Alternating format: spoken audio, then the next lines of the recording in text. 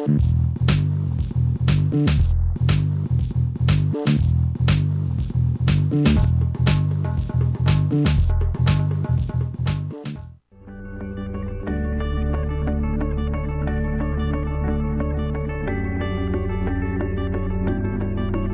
watching Marin TV.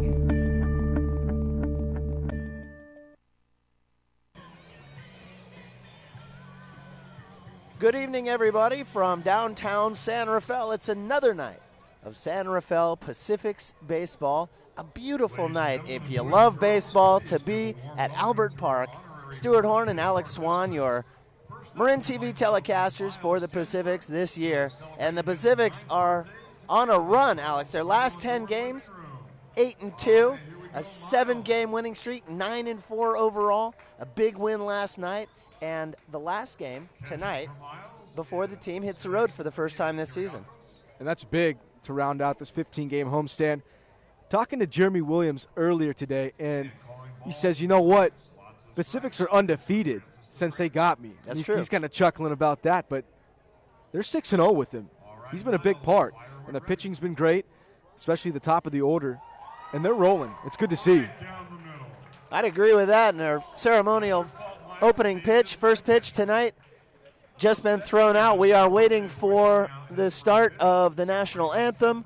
The Warm Wishes game time temperature at 71 degrees. And Alex, no wind registering at all. The American flag hanging limp out in center field.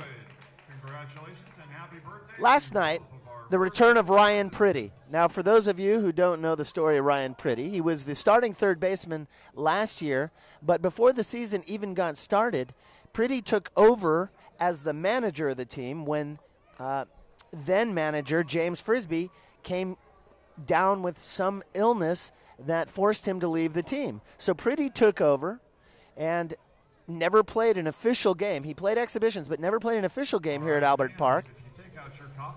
Then in the very first day of practice this year, he pulled his left hamstring and has been held out of the lineup.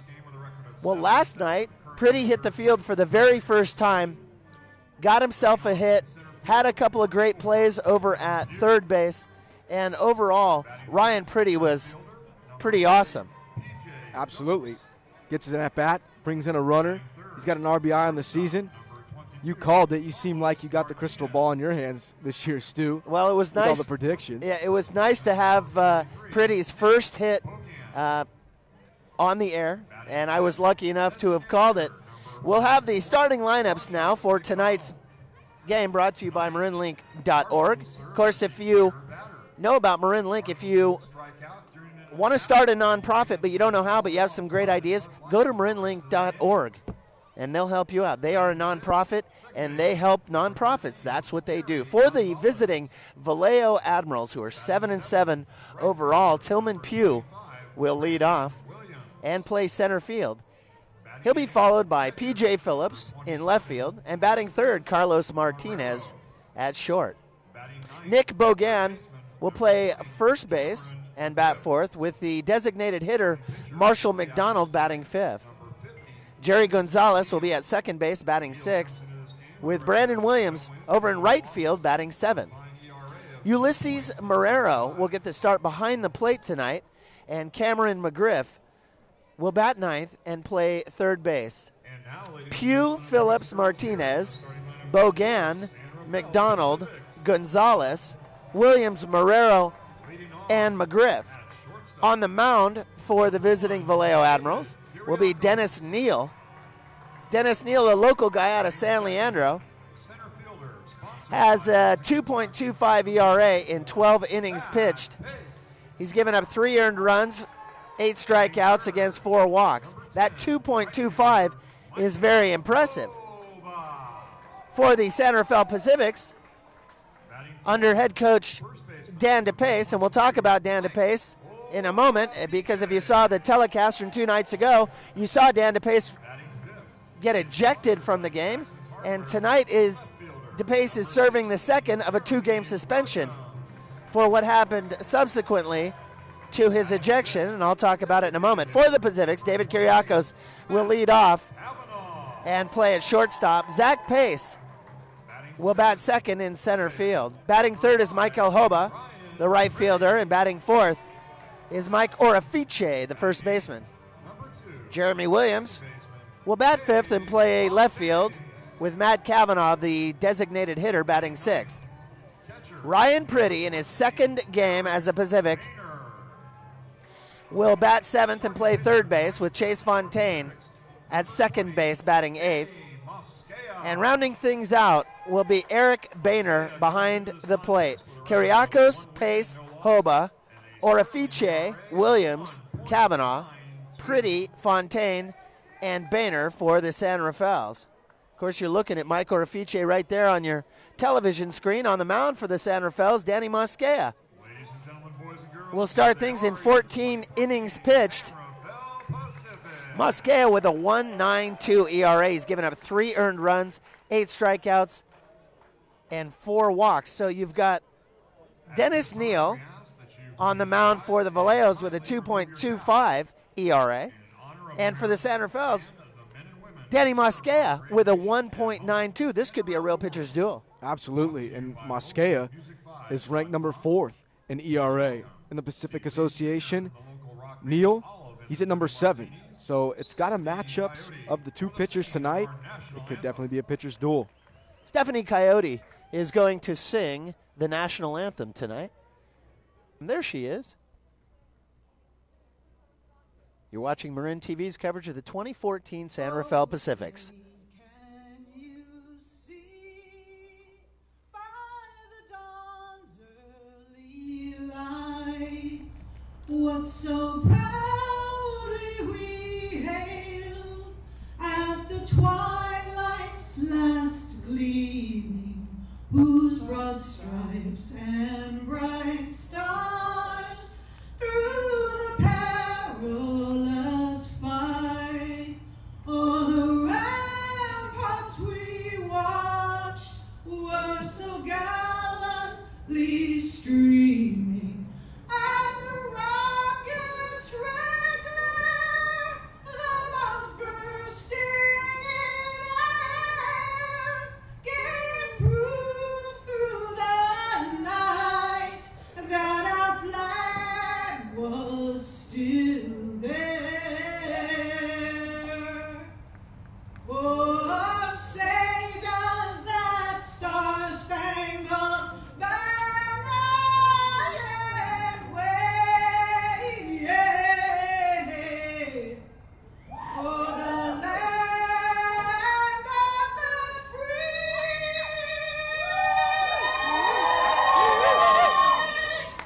and the home of the brave. The national anthem is behind us. Tonight's game, the final game before the Pacifics hit the road, is ahead of us. Stuart Horn and Alex Swan on Marin TV's coverage of the 2014 Pacifics. Stephanie Coyote doing the national anthem tonight out here at Albert Park. And it is a perfect night for baseball. I know we say that night after night, but a nice warm day today, Alex, and just a pleasure to be out here. If you love baseball, well, downtown San Rafael is a good place to be right now. If you watched the telecast a couple of nights ago, you saw the Pacifics manager, Dan DePace, get ejected from the game. And I spoke with the skipper today about that incident. And he wanted to make it clear that, you know, he took responsibility for everything that happened. But really, the one thing that the umpire that night did not allow him was to review the play that was in question.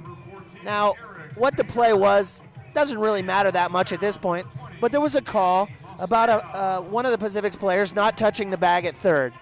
And every manager is entitled a review from the umpires. Well, DePace asked for the review and was summarily rejected before the review even started. And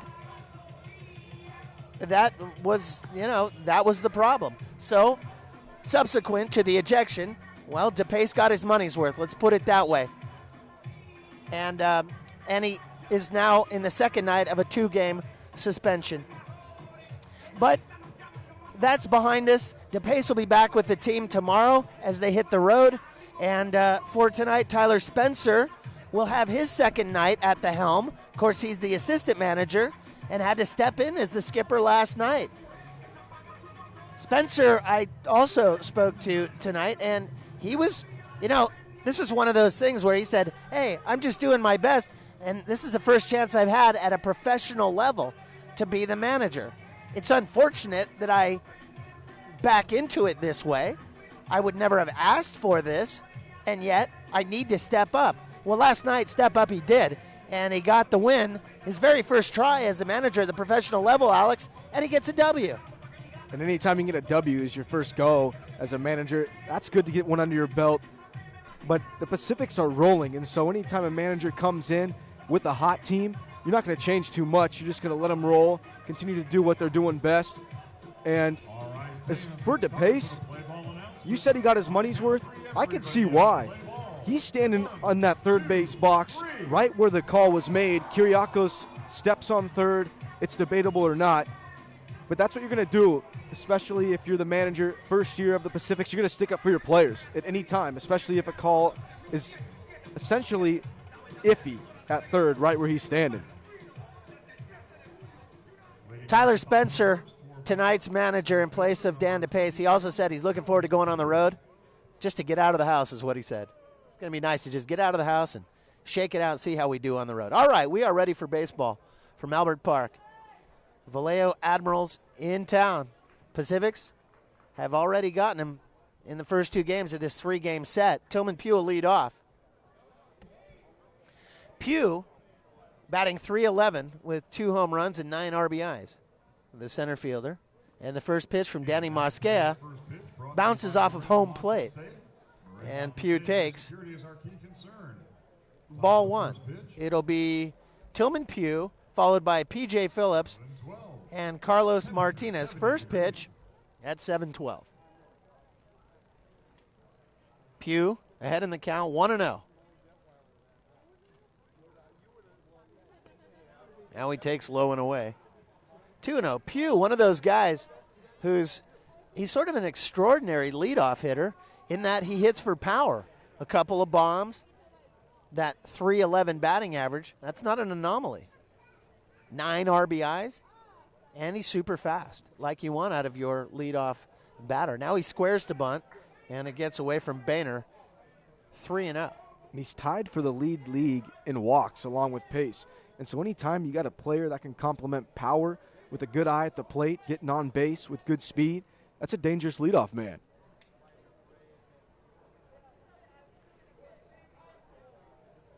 Mosquea stands tall in the rubber. Now the 3-0 is right down the middle. 3-1. You see our graphic says 2-0, but in fact, it's there we go. Now we're right on top of things. Just getting things going here at Marin TV's coverage of the 2014 Pacifics. San Rafael in first place. 8-2 in their last 10 games. Here's the 3-1. And it's hit over to second base, scooped up by Fontaine, onto Orafice, 1 away.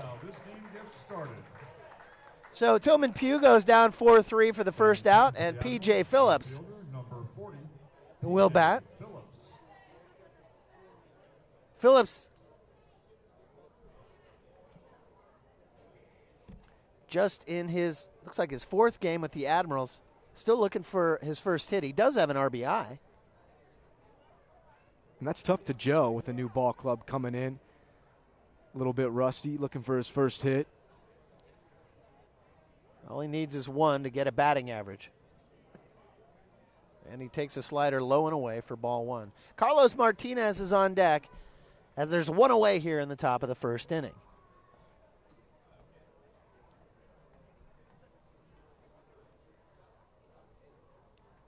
Mosquea working deliberately outside now, 2-0.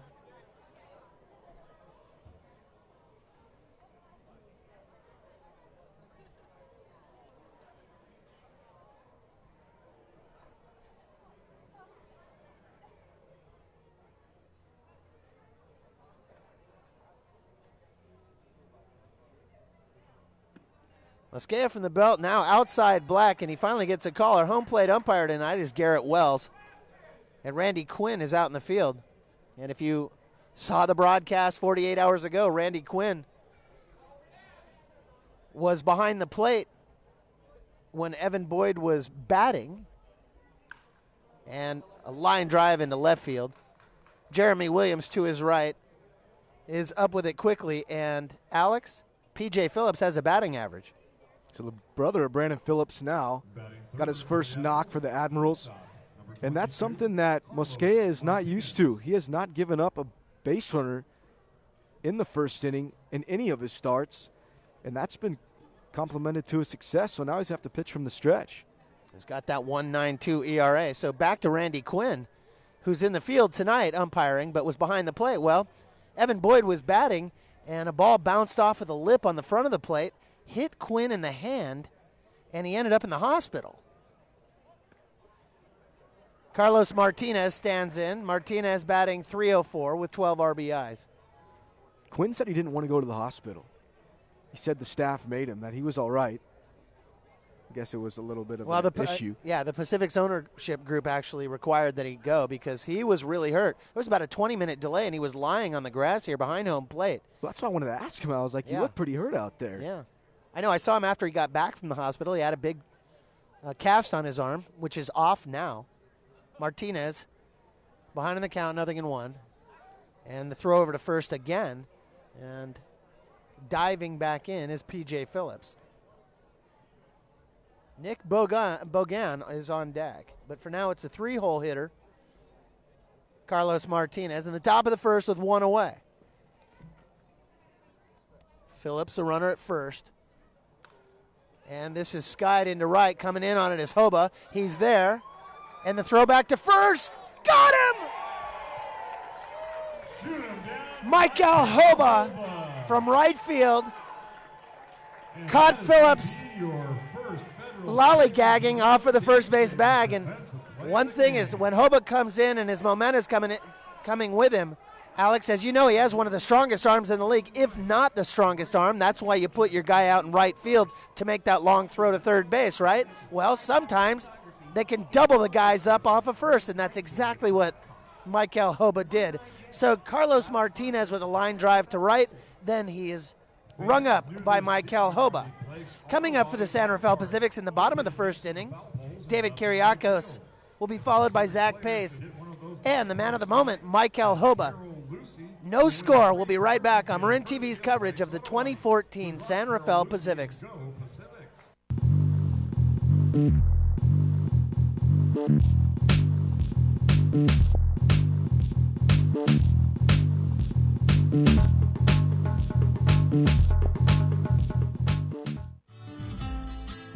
Marin TV is made possible by the generous support of Strict Law, representing the injured throughout the San Francisco Bay Area since 1980. And we're back here on Marin TV, everybody. In the bottom of the first inning, no score. And the Pacifics will be sending out David Kiriakos, followed by Zach Pace and Michael Hoba. In the top of the inning, of course, Hoba with a tremendous throw back to first base to double up Phillips, after Phillips gets his first hit of the year and then gets caught sleeping. Kiriakos batting .184, hitting the ball very hard. Takes a fastball on the outside part of the play for strike one. Dennis Neal on the mound for the Admirals with a 2.25. Very stingy ERA. Kiriakos against the lefty. And he gets into one over to short. And it's backhanded. No, but Carlos Martinez muffs it. And I think the sun got in Martinez's eyes. It went right under his glove. And we'll see how they score it. And I think so did Cameron McGriff. The third baseman was in kind of near the grass. He took the angle away from Martinez, and once it got by McGriff, Martinez was obstructed and the ball got under his glove. They call it a hit, and I agree. Zach Pace batting .362 with 3 RBIs. Came off an 11-game hitting streak last night. Talked to his dad. Both Alex and I spoke to his dad, Scott.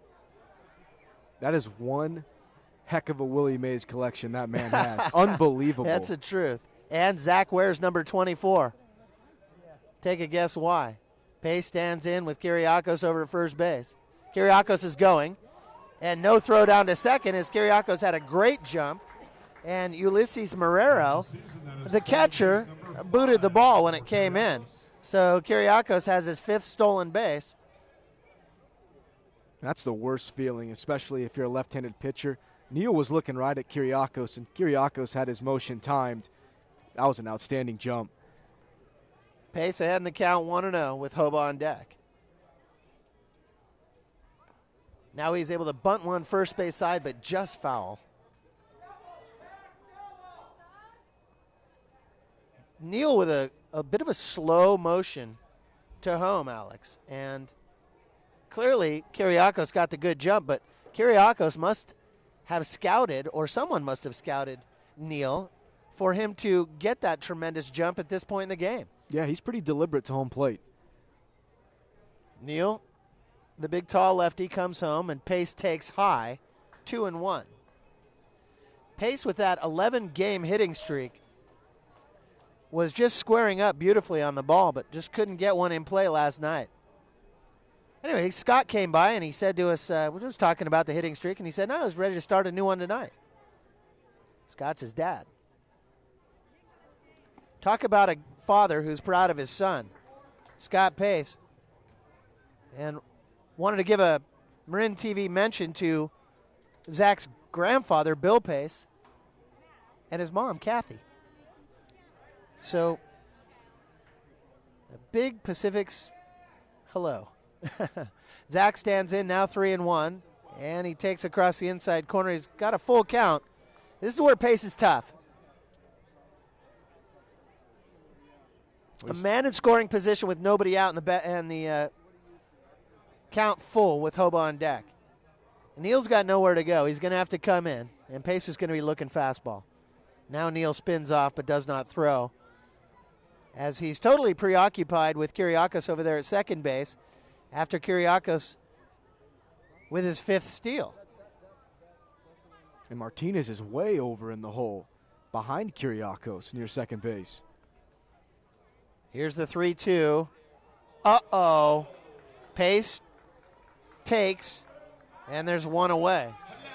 He was able to burn him on the outside part of the plate. That was a good pitch from Neal. And it just caught the outside part of the black. You don't see Pace strike out often. That's only his 4th. Here he comes, everybody. Michael Hoba. 2 home runs, 12 RBIs, batting .269. The 2012 MVP with 1 away and 1 on.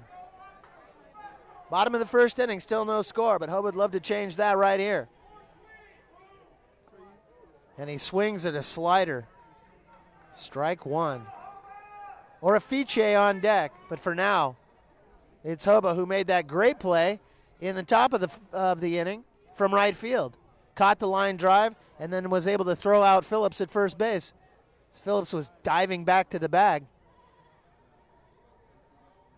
And Hova's throw simply beat him.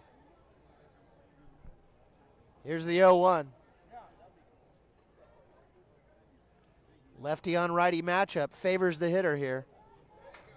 And now he takes low, 1-1. And Neal's a breaking ball pitcher. He features his slider and curveball, and he started off Hoba with 2 breaking balls.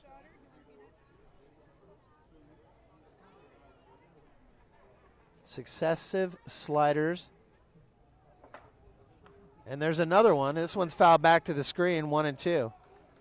He's held back the fastball, Alex, and now he's in a fastball count with 1-2. And really do his best to. That's a good job by Neal, not showing Hoba the fastball. Agreed. Now he's got him 1-2, and now he's going to try and blow it by him. But if he hangs it at all, Hoba's going to murder it. Here's the 1-2. A long look back to Kyriakos, just much too long, and Neal steps off. The one thing Hoba won't let a pitcher do is dictate the tempo.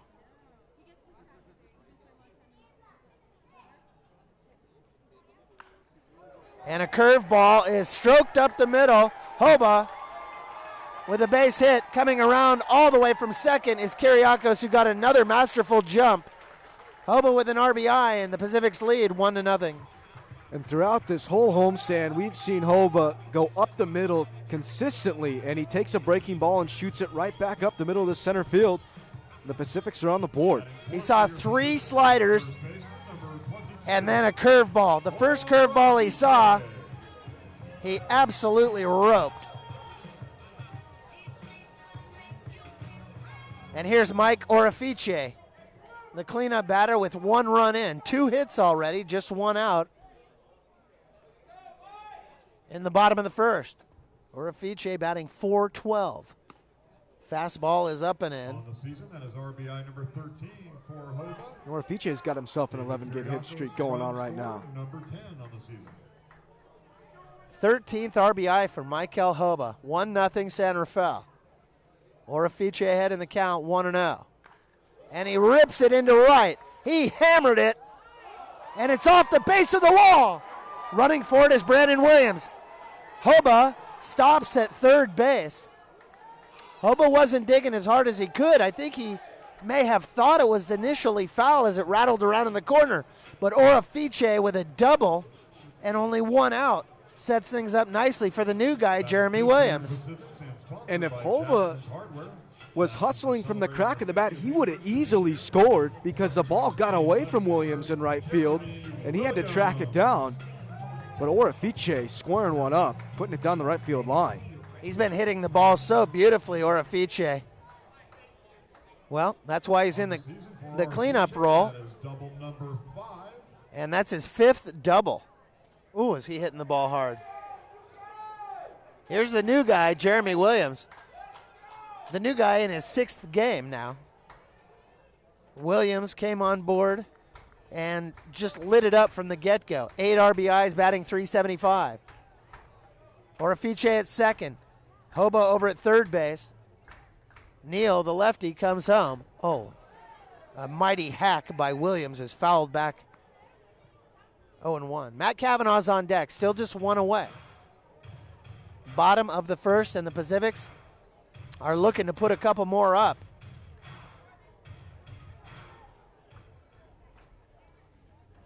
Williams with 8 RBIs. Would love to tack on a pair right here. Curveball is hung, and Williams just fought it off. 0-2. That grimace on Williams' face tells the story.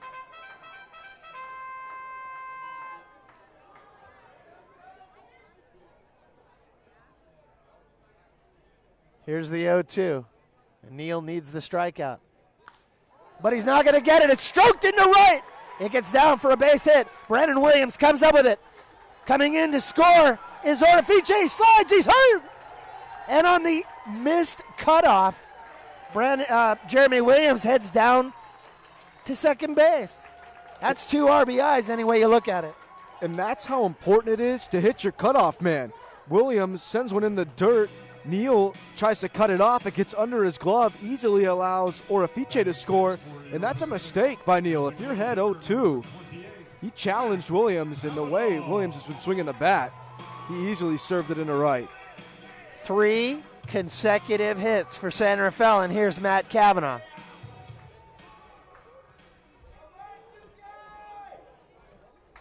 The new guy delivers. 3-0 San Rafael. Cavanaugh takes a curveball up. That makes RBIs 9 and 10 for the new guy, Jeremy Williams. Ball 1. RBIs 9 and 10.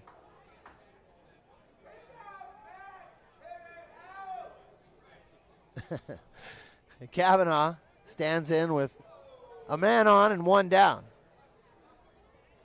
3 runs on 4 hits so far for San Rafael and still just 1 away. Nobody up in the Vallejo bullpen yet. As Cavanaugh, the DH, is batting .310 with 5 RBIs. Now a fastball is low, and it's 2-0. And Neal is having control issues.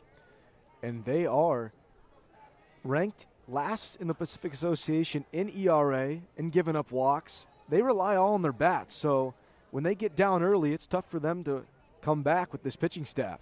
Ryan Pretty's on deck. And he strokes one into deep right field, into the gap. Here comes Tillman Pugh, and he's at the base of the wall. He's able to haul it in. Tagging up is Jeremy Williams. And now there are two away, but at least a productive out of Kavanaugh as he let it fly. Just not quite far enough. I thought for a moment, Alex, that Kavanaugh got enough of it. That's 2 times Kavanaugh has just missed a home run this season. One over the weekend against the Metal, and one right now. Pugh had a great jump off the bat to run it down, but Kavanaugh's seeing it well. That's just a hard big league out. Ryan Pretty now in just his second game.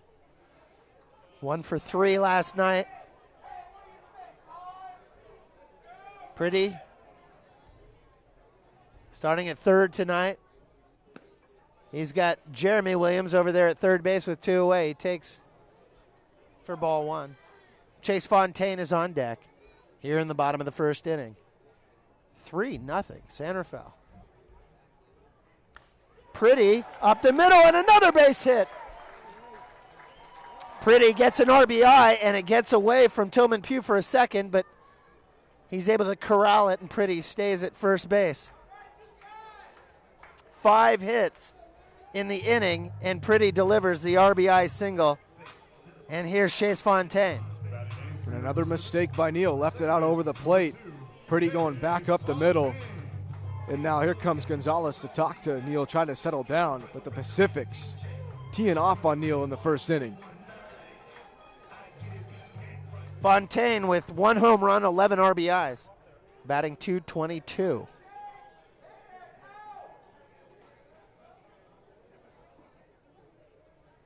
Fontaine, lefty on lefty matchup. Breaking ball stays up. 1 ball on him with Eric Boehner on deck. Fontaine, the 8th batter here in the bottom of the first. Well, that's exactly what the San Rafaels are looking to do. And jump on him quickly. It's 4-0. 1-0 to Chase. A fastball is low and away. 2-0. And you're loving this if you're Tyler Spencer. That's right, Tyler Spencer, who's the everyday assistant manager, at the helm tonight, as Dan DePace is serving the second of a 2-night suspension. Fontaine ahead in the count 2-0. Neal in the dirt, and it gets away from Marrero, and Pretty will trot down to second base. That's a wild pitch, and now Fontaine has a runner in scoring position and an opportunity for another RBI. 3-0. So the ball is in Fontaine's court. And this is one of those 3-0 situations where almost every player in the league will take, but I wonder if Tyler Spencer will give him the green light. And he does, and he hits it down the first base line, and it's fielded pretty cleanly by Bogan, but it's just foul, barely. And Fontaine has new life at 3-1. And I like Spencer giving Fontaine the green light there. You're up 4. You got a runner in scoring position. Neal's struggling. Why not let it fly? And you got a veteran player like Fontaine in there.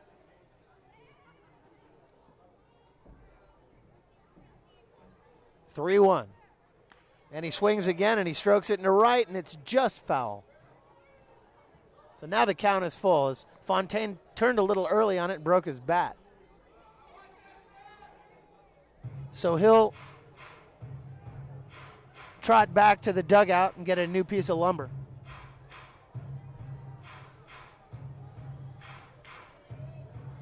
Three and 2 to Chase. Pulls out his backup stick.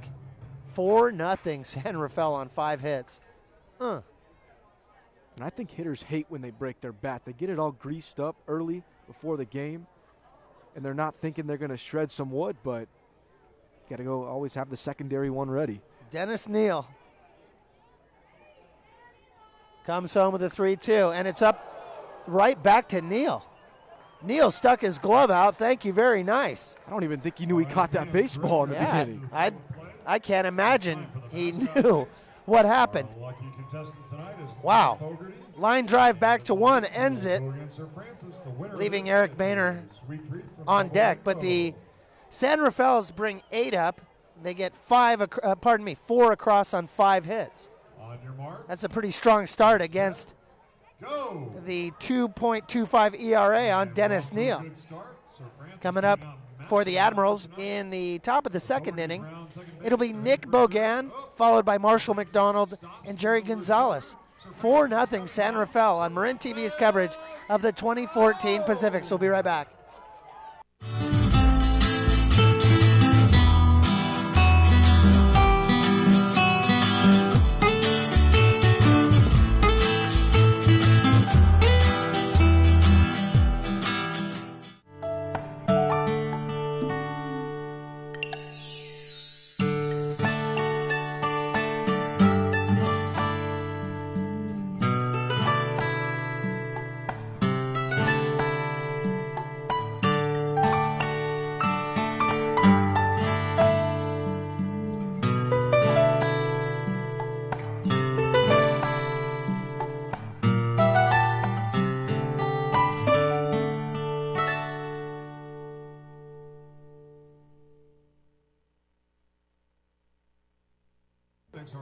Nick Bogan will lead off for the visiting Admirals, who are down 4 in the top of the second inning. The Pacifics came out, Alex, and got kind of nutty there in the bottom of the first. They just went crazy with 5 hits and 4 runs. That was some Pacifics baseball right there. Mosquea back out on the mound against Bogan, who is the cleanup batter. 2-hopper to Orifice, underhanded. Mosquea covers, and Bogan is gone on 1 pitch. How about that? And that's the hottest hitter in the Pacific Association. You get him on 1 pitch, and then Danny Mosquea is happy with that result. Marshall McDonald batting in the 5-hole is a designated hitter. McDonald is batting .212 with a pair of home runs and 11 RBIs. Here in the top of the second inning.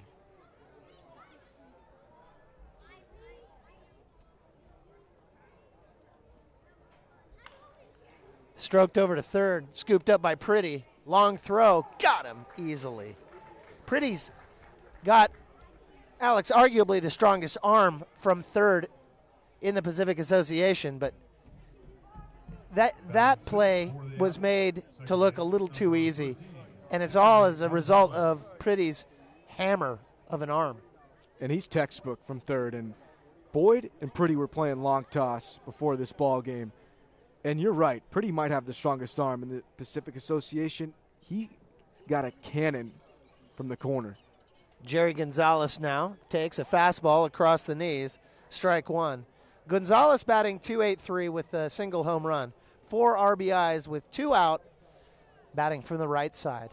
I wonder who can throw it farther, Pretty or Hoba. Big curveball flops in from Mosquea. Taken 0-2 to Gonzalez with Brandon Williams on deck. If we're going distance, I might go Hova. Speed, I'd take Pretty. That's a good call. Here's the 0-2. Oh, very close, but taken for a ball. 1-2 now to Jerry Gonzalez, the second baseman.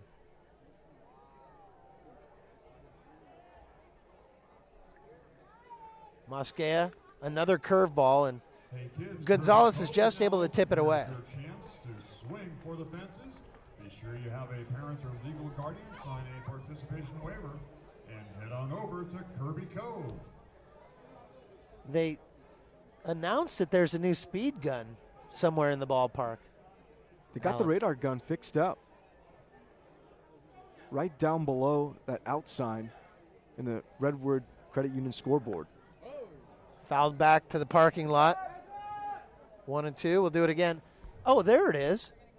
I see. Wow, that's pretty slick. I had heard. In fact, I was in the offices before the season got underway the day that Mike Shapiro had ordered the radar gun.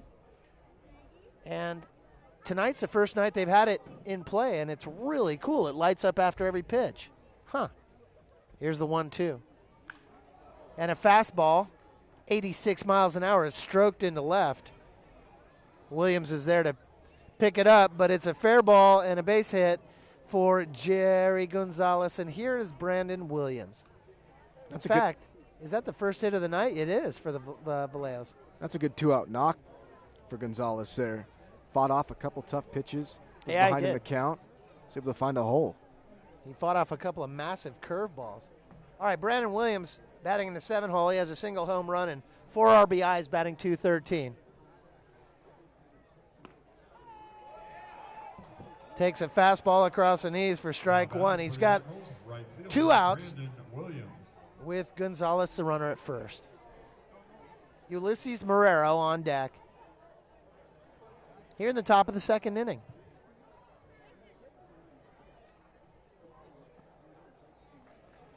Fastball's a little low, 1-1. And maybe we'll get a camera angle. There it is. Perfect timing. The Marin TV camera staff going to that radar gun. And we'll see if we can pick that up here again in a moment. So everybody in the stadium can look over and see how fast each pitch was. 1-1. And a slider is 68 miles an hour. How about that? In there for a called strike. 1-2. And Mosquea can touch around mid to upper 80s with his fastball. So when he drops down with his slider, taking it to 68 miles an hour, it's a big difference for a hitter. Mosquea now the right-hander. And another slider is belted foul down the third base line. So much like his at-bat against Jerry Gonzalez, Mosquea is ahead of Williams. The difference was Gonzalez ended up squaring up on one and sending it out into left field. 2 away, 1 on. 4-0 San Rafael. Mosquea would love to get out of this right here. And it's to short. And it's scooped up by Kiriakos. Over to Chase Fontaine, covering second. And that'll do it. As Jerry Gonzalez is caught on the way. We'll go now to the bottom of the 2nd inning, and San Rafael will be sending up the 9-1-2 batters in Eric Boehner, David Kiriakos, and Zach Pace. 4-0 San Rafael. Will be back in just a minute on Marin TV.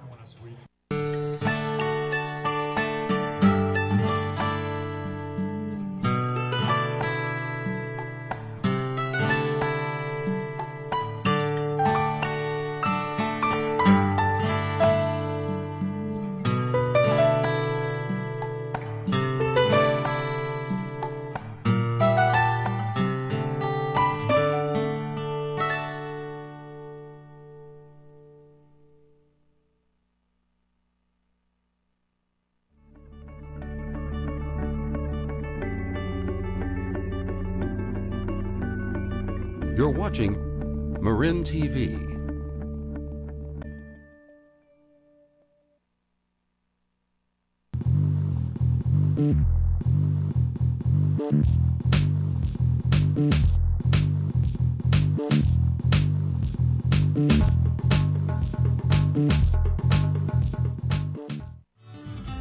Marin TV is made possible by the generous support of Tamalpais Union High School District Community Education.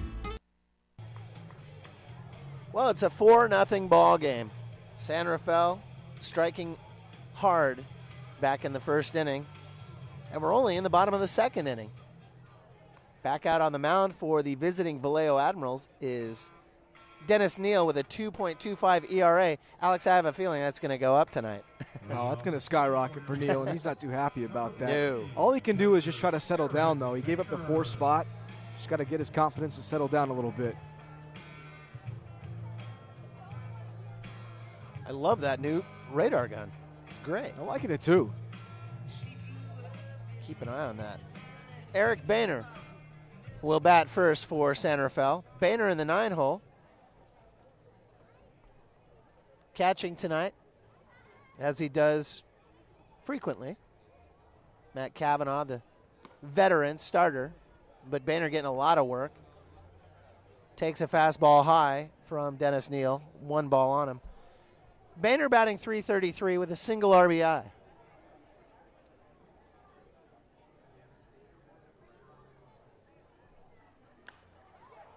And a line drive to third base. Cameron McGriff hauls it in 1 away. Nothing you could do if you're Boehner there. Hit it on the screws right to McGriff. That was just good placement by the third baseman. He certainly did hit it hard. Pacifics number 1, David Kiriakos.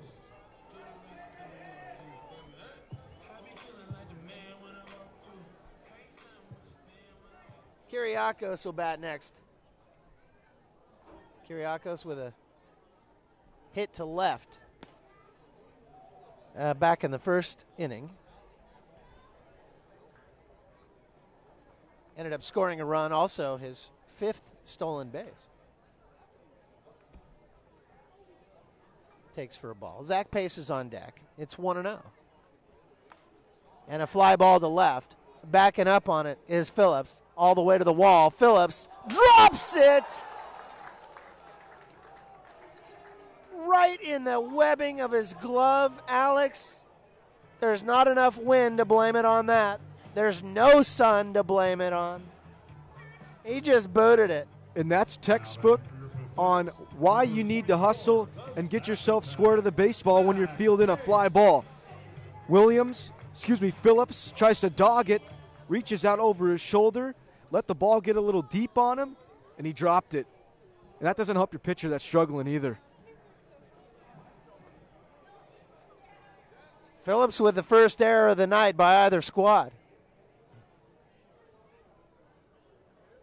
Just goes to show you, none of them are easy. Here's Zach Pace. Now Pace goes out to left himself. Phillips on his horse. This time he's got it. And there are 2 down.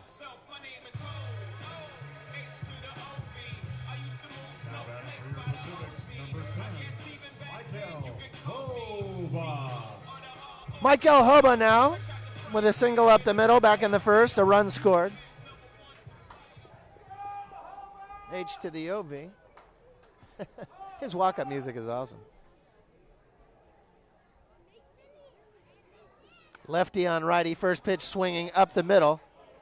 Martinez to his left, and Hoba's gone. So not too much stress for Neal there in the second, with the exception of the dropped ball by Phillips in left. Hoba goes down 6-3.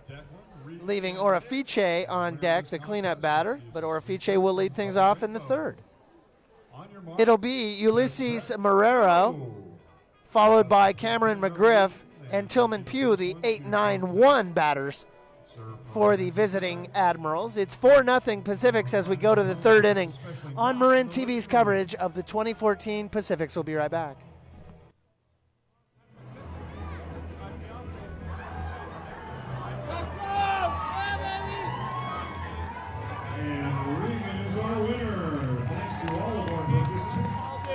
To the Garage and Double Rainbow.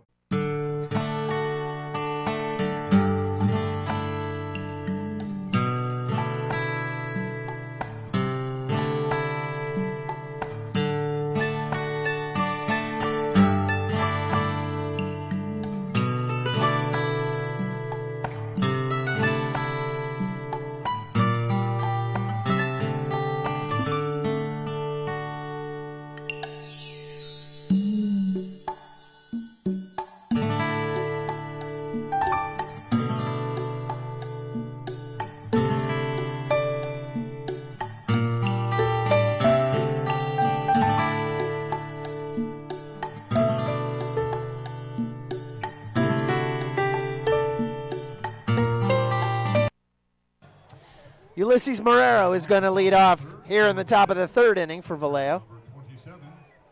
Native of Puerto Rico. Played at the New Mexico Military Institute. He's bounced around. Got invited to the Astros camp. Here in the Admirals now. Played for the Salinas Flying Fish in Puerto Rico. And takes ball 1. Ulysses Marrero. Cool name. First time I've heard of him. First time we've seen him play. He's not played the previous 2 nights. And a fastball at 79 miles an hour is taken for strike 1. 1-1 on Ulysses Marrero. He'll be followed by Cameron McGriff and Tillman Pugh.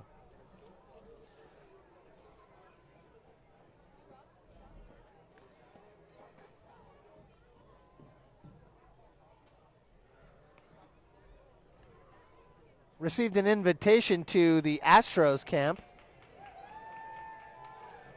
but decided he'd rather play in Puerto Rico as it's fouled away. Oh, up and in, 2-2.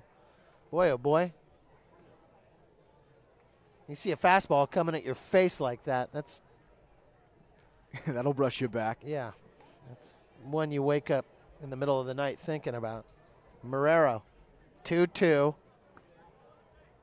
Oh, little breaking ball. And now the count's full. That's a perfect pitch.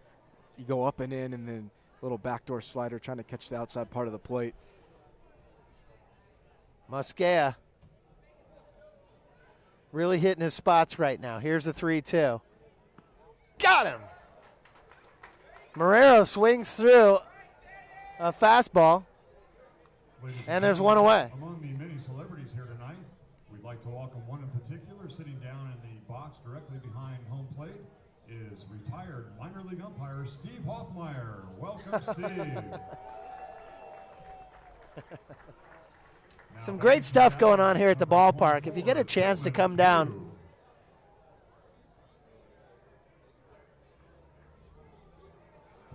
to the ballpark, you should really make an effort. It's just great. So they announced Tillman Pugh, but I believe this is McGriff. Yeah, it's McGriff. All right. Cameron McGriff batting at this point. And he takes for strike. One away here in the top of the third. 4-0 San Rafael. Big curveball. Swung on and fouled away. 0-2. McGriff batting 167 with 4 RBIs. Tall, lanky, career 297 hitter. Played for Prescott Montezuma Federals in 2013. Of course, the Pacifics traveled to Prescott and played the Montezuma Federals last year on a road trip early in the year. And on that trip, I suspect that they probably saw McGriff as he fouls it out of play. But this is his first trip to Albert Park. And he hits him high into center. Zach Pace to his right. Zach at the wall.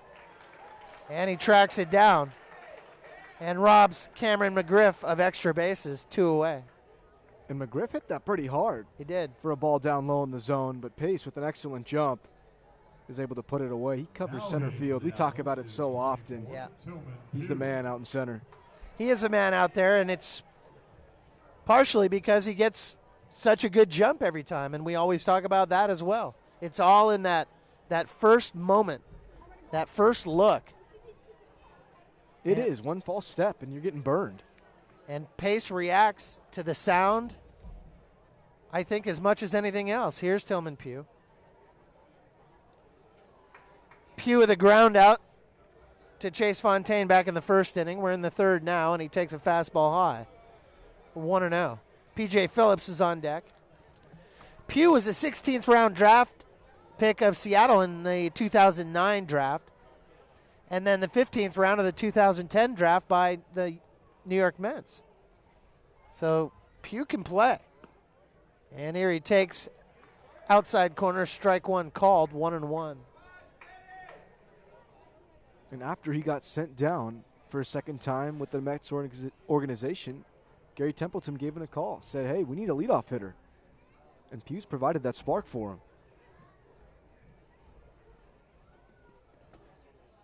Here's the 1-1 with 2 away. Oh, a big curveball flopped in. 67 miles an hour. Following the fastball, and then a 67 mile an hour big breaker. And had Pugh absolutely frozen 1-2. And it's over to first. Orifice is able to corral it easily, and he takes it to the bag himself. Well, that was quick and clean, just the way the Mosquea was looking for things to be. Mike Orifice, the first baseman, will lead off. He'll be followed by Jeremy Williams and Matt Cavanaugh. And we'll be right back with more of Pacifics baseball on Marin TV's coverage of the 2014 San Rafael Pacifics. We'll be right back.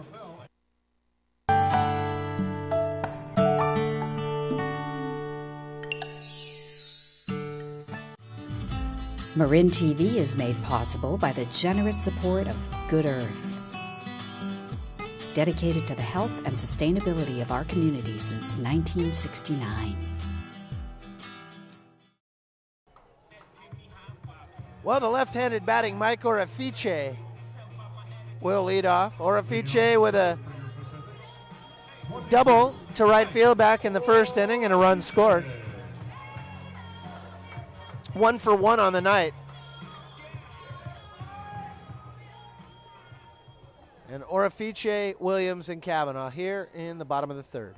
It's a 4-0 ball game in favor of San Rafael.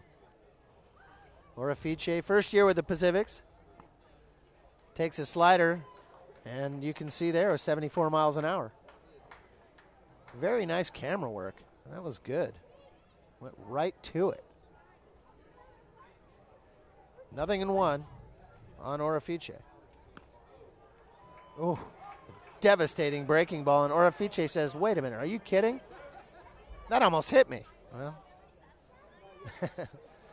that's how the breaking ball works. Some of the really good ones look unhittable. 0-2, very high. Orefice batting .412 coming into tonight's action, but of course that's gone up a little bit as a result of his double back in the first. Oh, big curveball inside. Well, that time, that breaking ball almost got him. And Orefice right behind Bogan, second in the league in average.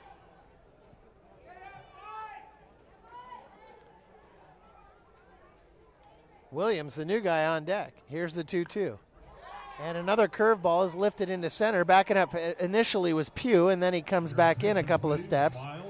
And there's one away. Jake Heckernan, Joe Path, and Charlie Blau, please head down to the Pacific's dugout for the musical chair. Here's the new guy, Jeremy Williams. Now batting for your Pacifics, sponsored by Jackson's Hardware, number 16, Jeremy Williams.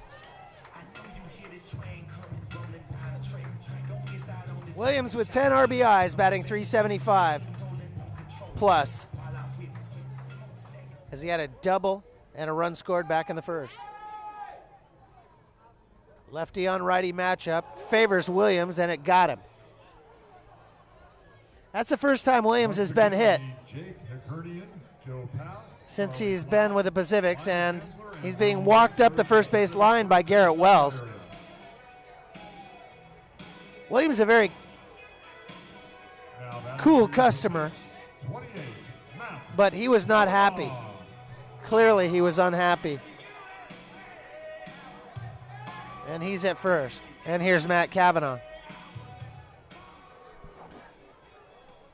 So that's the first time Williams has been plunked. Kavanaugh batting .310 with 5 RBIs. The lefty on lefty. Oh, big curveball inside, and Kavanaugh almost got it. So he almost plunked Orefice. He sends a heat-seeking 84-mile-per-hour fastball on the back of Jeremy Williams' shoulder blades, and now he almost hits Kavanaugh. Ball Control one. issues. 1-0 with Pretty on deck. One away. Williams goes. Here's a throw down to second. Williams has it stolen easily. And that's a classic case of stealing the bag off of the pitcher, not the catcher. And that's how you get back at a pitcher. You're going to hit me, well, I'm going to steal a bag against you.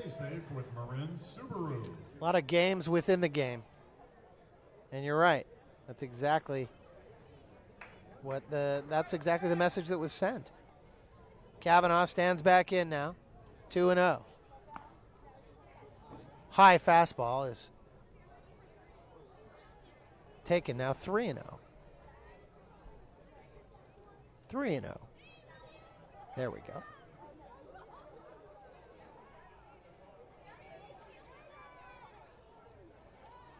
Fly ball to center field, his last at bat. And he takes for a strike.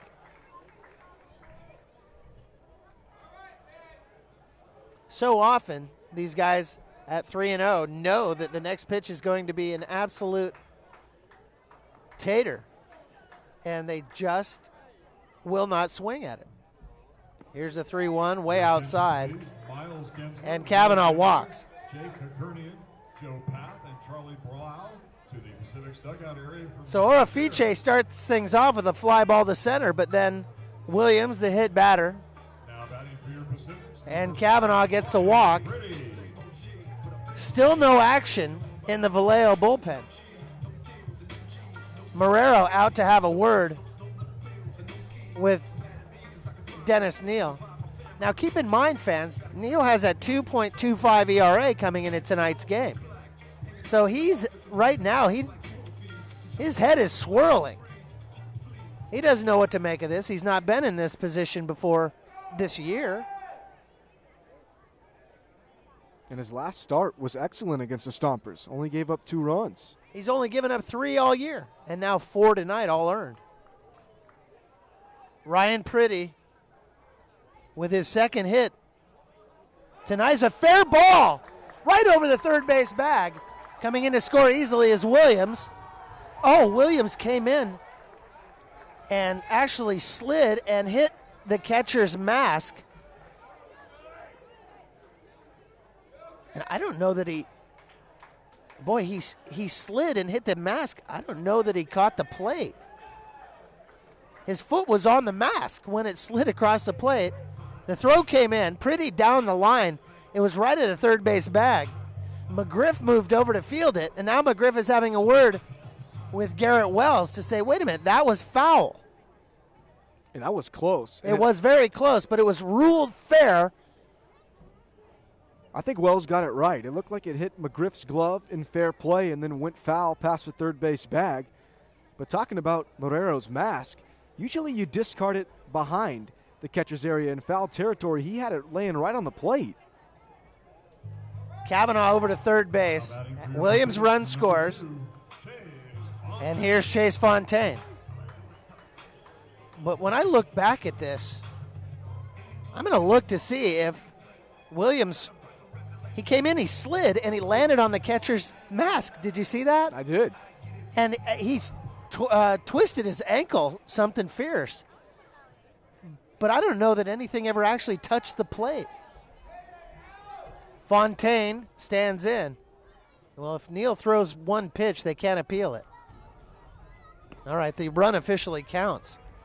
5-0 as Fontaine swings over the top of a slider. On deck is Eric Boehner.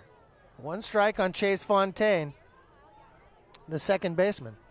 Fontaine started the year in left field, but has been moved over to second base. Of course, back in 2012 when the Pacifics won it all, he was the everyday second baseman. He's a tremendous infielder. First base side, scooped up by Bogan. He'll take it to the bag, but Kavanaugh scores. Pretty to third. Fontaine with an RBI, and it's 6-0. Quality at bat. Pulling the ball to the right side of the infield. Bogan had no shot to get Kavanaugh at home, and the Pacifics keep extending their lead. Hit it behind Pretty, who was at second base, and that's all he was looking to do. Good piece of hitting there by Chase Fontaine, and here's Eric Boehner.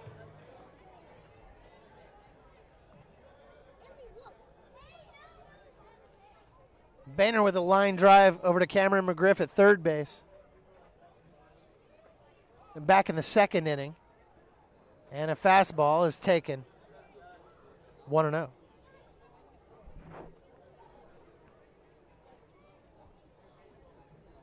David Kiriakos at top of the order, on deck. 2 down here in the bottom of the third. 6-0 as the Pacifics have brought 2 in.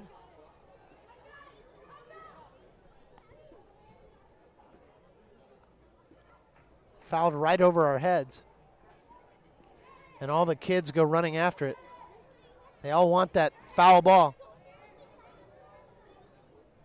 1-1. Hornets 1. Boehner at the plate. High fastball taken 2-1. You ever gotten a foul ball before? I've never gotten one. A professional game, no. I had a Rubio Durazo Foul ball from Miguel Tejada.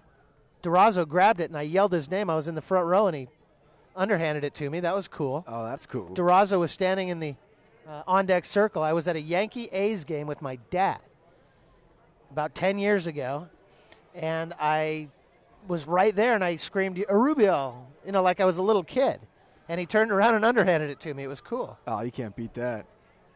Here's a 3-1. Down the pipe, full count.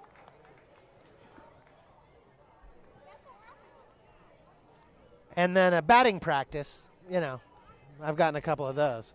But never a game foul ball. You? Neither have I, no. Yeah. 6-0. Here's the 3-2. Fouled back to the parking lot. We'll do it again. Boehner hanging tough, batting .333, just has a single RBI, batting in the 9-hole. But this will be the 7th pitch of the at-bat. So he's putting Neal through the ringer, if nothing else. It all started with Orefice and the fly ball to center, and then Williams scores, Kavanaugh scores, both one hit, one walked. Popped straight up into the first base Budweiser dugout club, and I'm happy to report that everybody's okay.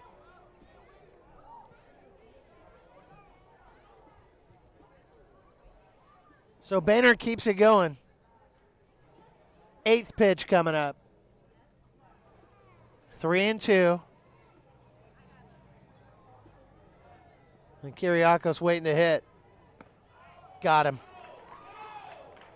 Fastball inside corner, rung him up. Yeah, he certainly did. Boehner knew it, even though he did the look back at Garrett Wells, but I think he knew in his heart, a good one just got past me, and maybe I should have taken a big swing at it. Coming up in the top of the 4th inning for the visiting Admirals will be the 2-3-4 batters. P.J. Phillips, Carlos Martinez, and Nick Bogan. It's a 6-0 baseball game as the Pacifics are beating up on the Admirals. And we're only going to the 4th. We'll be right back on Marin TV.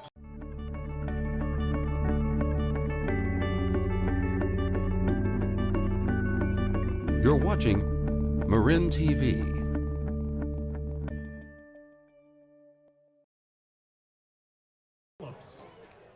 Martinez and Bogan will be behind him,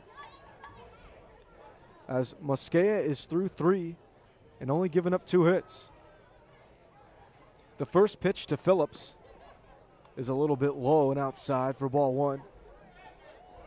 We were talking about Phillips on the Tuesday night broadcast, about he's the brother of Brandon Phillips, of course, the second baseman for the Cincinnati Reds, and he got signed, PJ did, in 2012, was able to play with his brother for 1 year.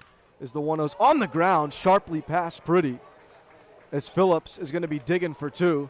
It's dug out of the corner and thrown in, and a close play at second as Kiriakos applied the tag, and Phillips is in with a leadoff double.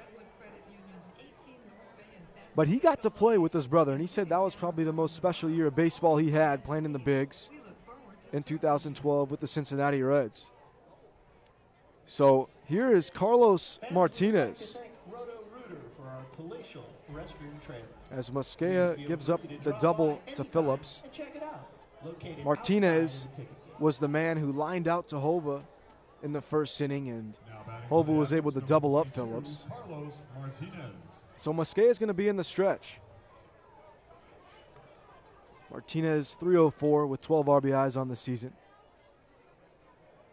And it's up the middle, right at Kiriakos. He's got it on 2 hops.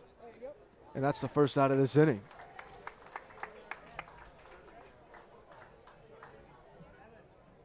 Hey fans, it will be Nick Bogan batting in the 4-hole.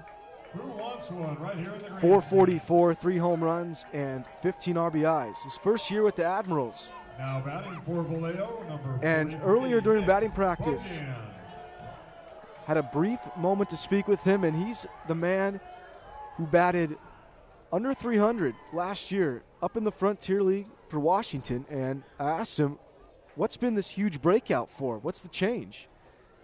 And he concluded with the offseason. It's all about what you do in the offseason and how you prepare for the regular season.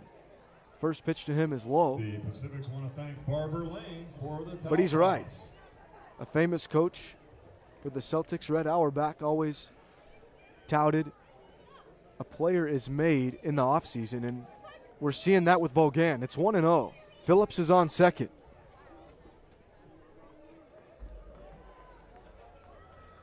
One down in the inning. The 1-0 is fouled away down the right field line. 1-1.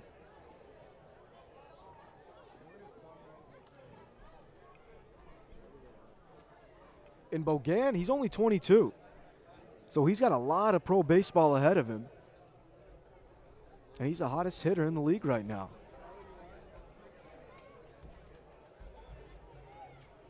Phillips has his lead at second.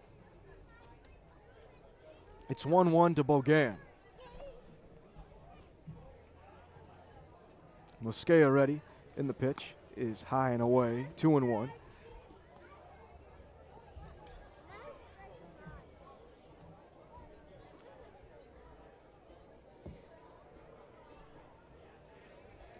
Mosquea slowing things down here a bit as he gave up the leadoff double. Bogan just has the look of a slugger. Well, look at that guy. 2-1 to Bogan is fouled away, and he does.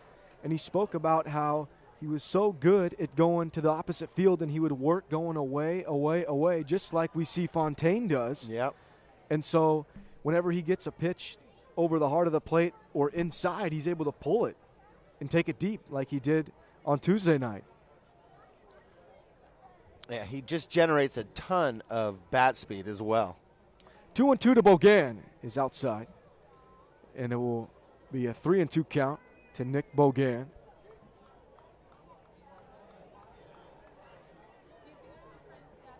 Three home runs on the year. And Bogan, the cleanup batter, batting .444.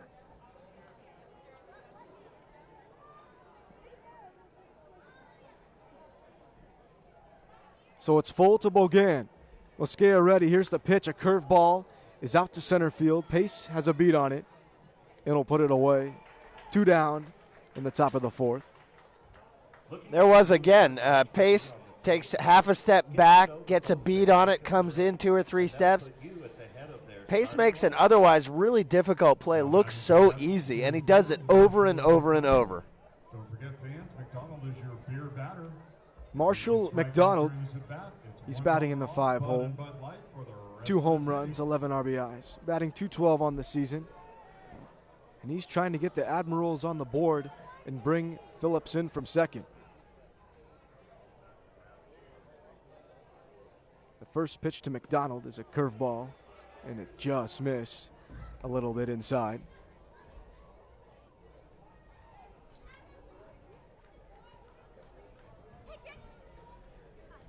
Infield straight away.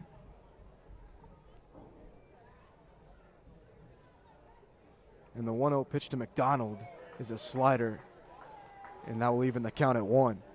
Little check swing action there, but he definitely went around. Tried to hold up, but it was far too late.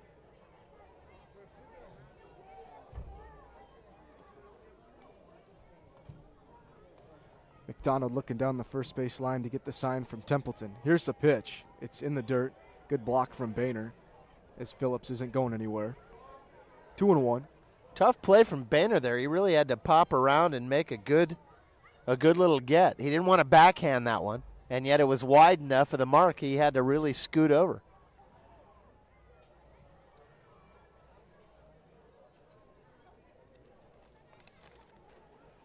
Mosquea looking in. He's ready. It's 2-1 to McDonald.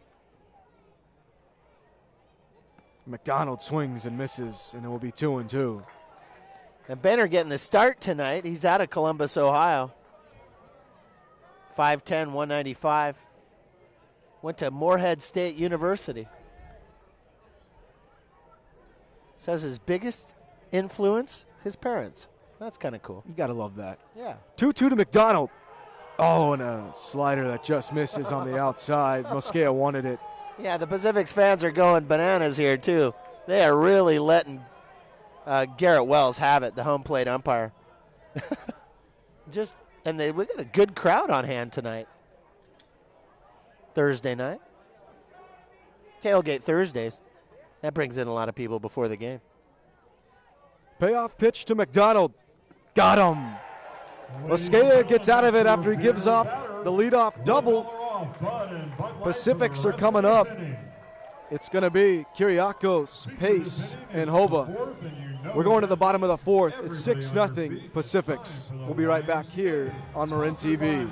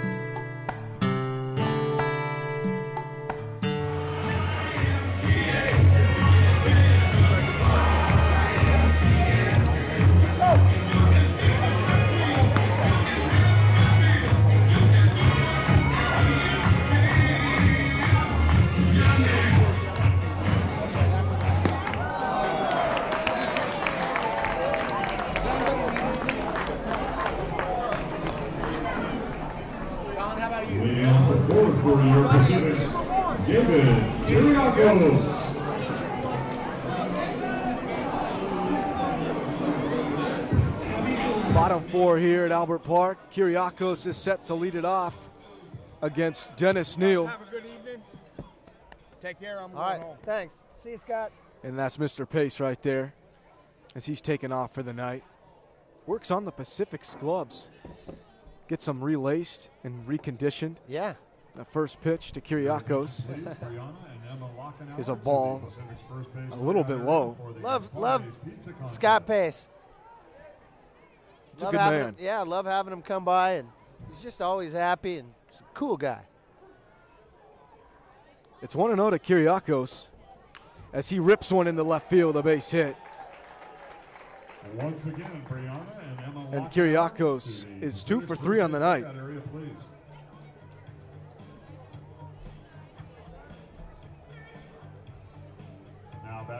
And it will be Zach Pace. That's exactly what Kyriakos is looking for. He's been hitting the ball so hard lately, and now he's starting to get something to show for it. He had a leadoff single in the first, and he crushed one to left where Phillips dropped it, and now he's on for the third straight time in the bottom of the fourth.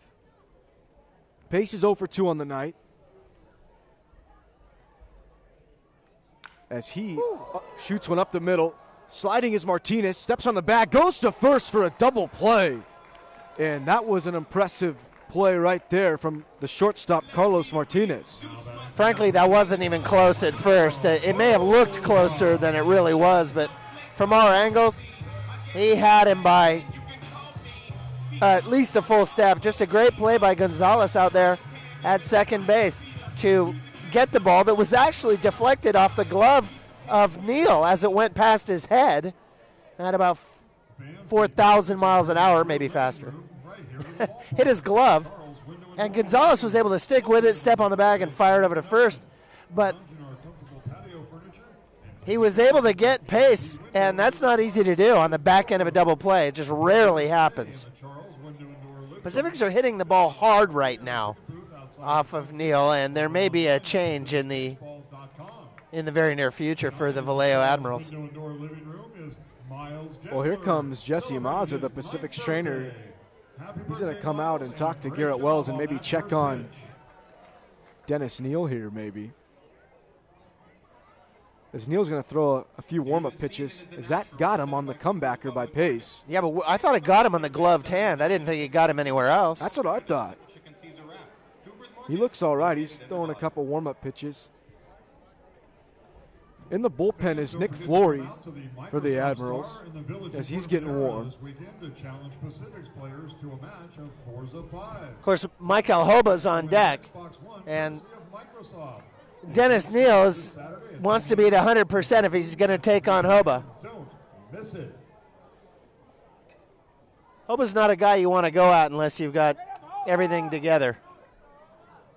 So Martinez and Gonzalez make sure Neal's all right. He looks like he's good to go, and he'll face Hova, who's 1 for 2 on the night. He's had an RBI. 13 now on the season for Hova. Neal's ready. And the first pitch to Hova is a strike on the outside corner. Hova taking all the way.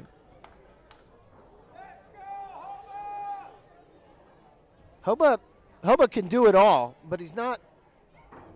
He'll almost always pass on something outside. Curveball misses a little bit low and inside. 1-1. Because he's a pull for power kind of guy.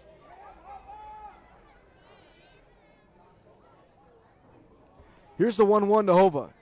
In tight. 2-1.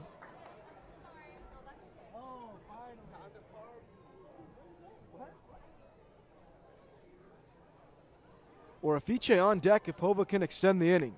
Here's the pitch. On the ground. Martinez from the hole. Long throw. Gets Hova in a couple steps. 1, 2, 3 essentially for Neal. We're going to the top of the 5th. The Admirals are going to send Gonzalez, Williams, and Marrero to the plate. 6-0 Pacifics. We'll be right back here on Marin TV's coverage of the 2014 Pacifics.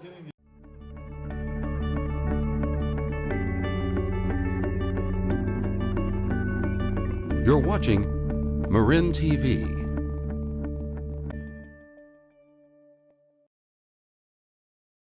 Top of the 5th here, it will be Jerry Gonzalez to lead things off for the Admirals.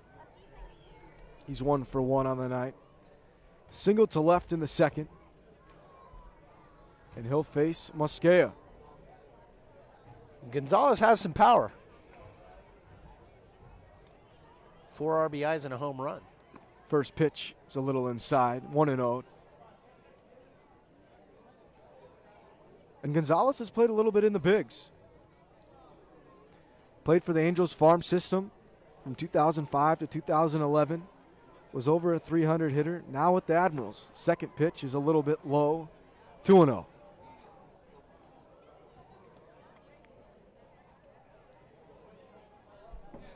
Last night of baseball here at Albert Park for the next 7. Pacifics are going to hit the road tomorrow. 2-0 to Gonzalez is a strike on the inside part of the plate. 2-1.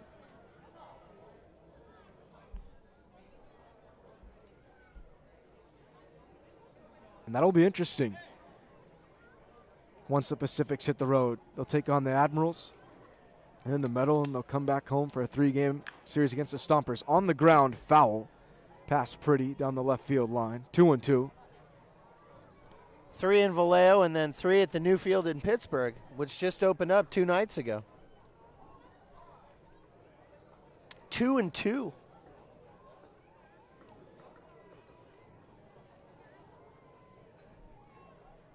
So here's the 2-2 to Gonzalez. Up the middle. Kyriakos has it go off his glove into center field, and that'll be a base hit for Gonzalez. I think it hit him in the left knee. And let's see if Jesse Mazza pops up. I thought it clipped Kyriakos out there at short right off the knee and went into center field. He had a strange angle on it. It was just a complete tweener, and it was going fast. And Kyriakos, usually one of the most, well, he is, not usually, he is one of the most sure-handed shortstops in the league. And that one just ate him up, and that happened. So the second time the Admirals have their leadoff hitter on in back-to-back innings, and here is Brandon Williams. He takes low and away, 0-1. That's the 4th hit of the night for the Admirals.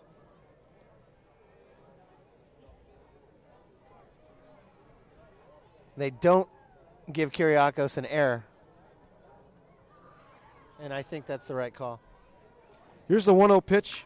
Is drilled down the left field line, foul. As that was near the Admirals bullpen.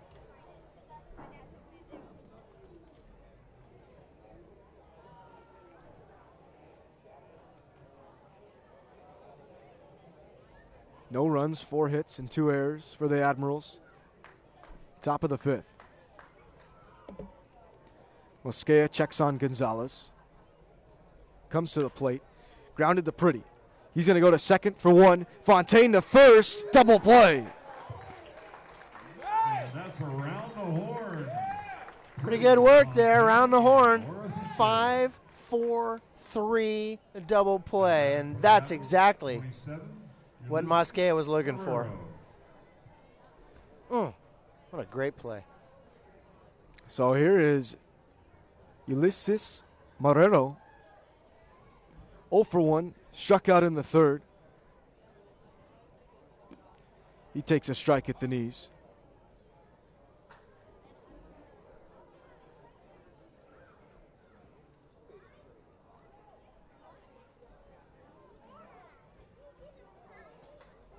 Mosquea, a fastball, swing and a miss by Marrero, 0-2. It's a nice pronunciation you got going there, pal. I like it. Appreciate it, partner. Thank you. Marrero. 0-2. High. There's another fastball from Mosquea.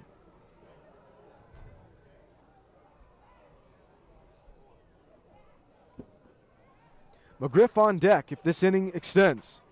Here's the 1-2 pitch. Popped up in the infield. Orafiche is under it. It'll put it away. Mosquea is through 5. No runs given up. We're going to the bottom of the 5th. It's going to be Orafiche, Williams, and Kavanaugh for the Pacifics. Still 6-0 here. You're watching the coverage of the Pacifics in 2014 on Marin TV. We'll be right back.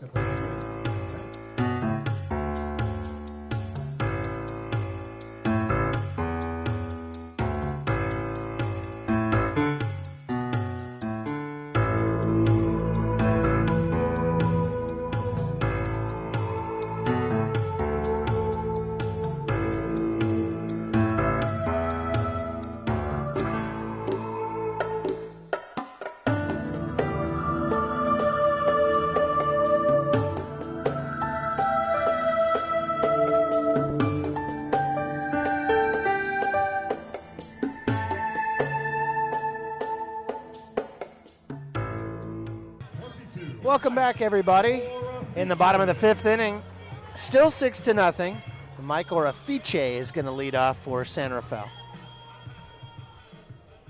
Orafiche has just been a tremendous get for the Pacifics this season. That's an understatement.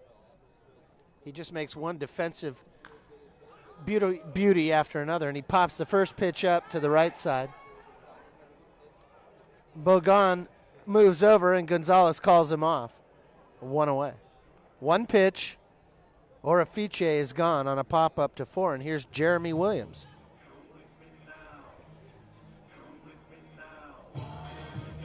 Your attention, please. Pinch hitting for your Pacifics. Number 8. It's not Jeremy Williams. Stewart. Charlie Stewart's going to pitch in place. Is going to bat in place of the new guy, Jeremy Williams. And you know what? That might have had to do with the slide Jeremy Williams took into home plate. I think you're right. And we're going to find out as Williams, a lefty, and a swung on and missed for strike 1. So for those of you DVRing tonight's action as Stewart swings at a breaking ball, 0-2. After the broadcast or the telecast, you might want to go back and look to see if what Alex and I saw or thought we saw actually occurred, and that's when Williams came across the plate back in the 3rd inning, that instead of hitting the plate, he actually stepped on the catcher's mask and slid across the plate and twisted his ankle in doing so. Sliders away, 1-2. Fouled down the third base line and out onto Anderson Drive. We'll do it again. And I'm hoping that's just precautionary that the Pacifics have a 6-run lead here, and they got a ball game tomorrow as they travel to Vallejo. Well, I'm looking down at the Pacific's dugout right now, and I don't see Williams down there at all. Jeremy Williams is. Oh, no, that's Hoba. No, I don't see him. Inside now, 2-2.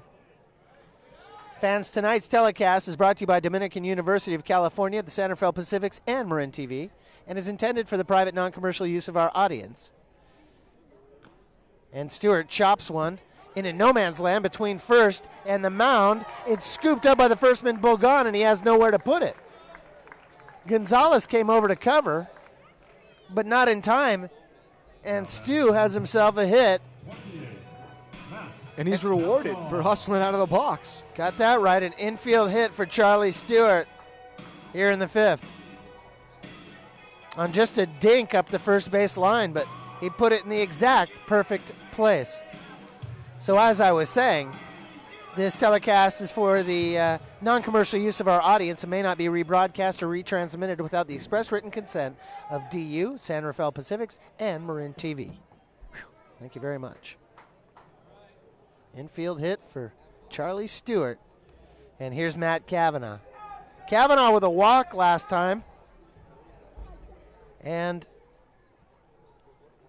it came on the heels of the hit batter on Jeremy Williams. And both men came around to score. He takes outside for a ball, and now he skies one toward left. Coming in is Phillips, who's had his trouble tonight. Going out was Martinez, and I don't know why Martinez made such an effort. He went way out and was off balance, and it turned out to be a relatively easy play for Phillips, and Kavanaugh's gone, 2 down. He went out into uncharted waters. There's no need for Martinez to go so far out into left field. Phillips had a great beat on it, and he did well to call off Martinez. You're not kidding. I mean, Martinez was hobbling, and it was just a very simple play for Phillips, actually. Here's Pretty in just his second game. 2 for 2 tonight with a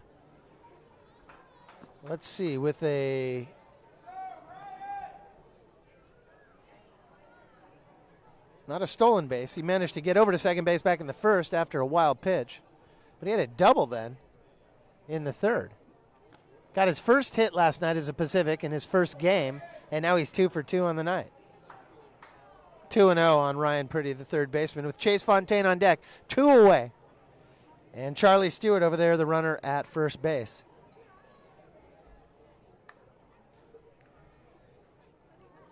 Pretty takes low, 3-0. And with Pretty healthy now, that gives DePace options to play in the infield. Tonight, Boyd getting the rest, but other nights it might be Kiriakos or Fontaine. So that's a big little plethora he can toy with. And he tears one down the third base line. Diving for it is McGriffey. Can't get to it. It rolls into the corner. Coming around second is Charlie Stewart and held up at third base by Tyler Spencer. That would have been close if he went around. I think Stewart could have scored if they sent him. I think he'd have made it easily, but Spencer decided to hold him up, and with a 6-run lead, I think that's okay. But Pretty missing a little time. He's on fire coming back from the DL. 3 for 3 tonight. His second double of the night. And Chase Fontaine is 0 for 2 with a line drive. And a breaking ball is actually a changeup. Swung over the top. Strike 1. Eric Boehner's on deck here in the bottom of the 5th inning. Fontaine batting .222. 11 RBIs, and he takes inside 1-1. Fontaine, a 3-year Pacific, been with the club all 3 seasons.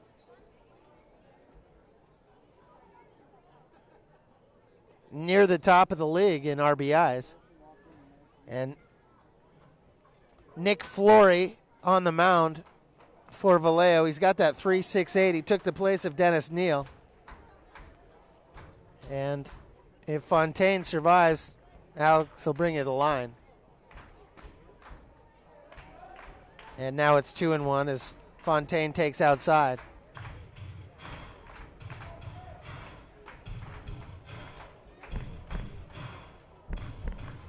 Six nothing San Rafael. Flory, the lefty. And Fontaine strokes it into left. And coming in to score easily is Charlie Stewart. There's Fontaine going the other way once again. Fontaine just golfed it out there into left for the RBI. That's his 12th RBI. Check it, 13th RBI for Fontaine. Now batting for your Pacifics. He broke his bat, too. That takes a lot of strength to go the other way off a broken bat single. Pretty over to third base. That is the 10th hit for San Rafael, 7-0. San Rafael going for the sweep tonight against Vallejo, and they're well on their way. Here's Eric Boehner, who struck out looking in his last AB back in the third. Flory's got a little buggy whip in his wrist action as he brings it. The last part of his motion, which is obviously where he generates all of his power. One ball on Boehner. And he skies it to shallow center. Everybody's going after it. And finally, Tillman Pugh calls off Gonzalez and Martinez to make the play. We want to remind you fans that the Pacifics put another one up, though. The Pacifics players will be in direct. And the score is 7-0 as we go to the top of the seventh inning. It'll be the 9-1-2 batters. Cameron McGriff, Tillman Pugh, and PJ Phillips. We'll have it for you when we come back on Marin TV.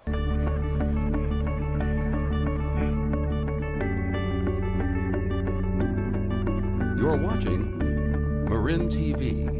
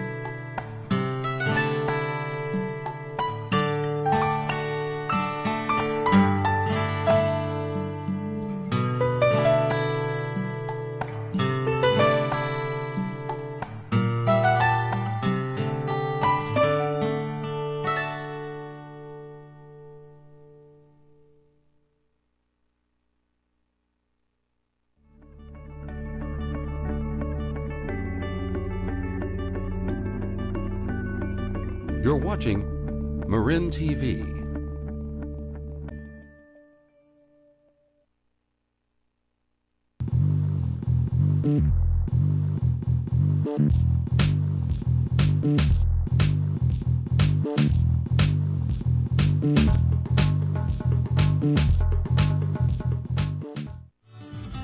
Marin TV is made possible by the generous support of Tamalpais Union High School District Community Education.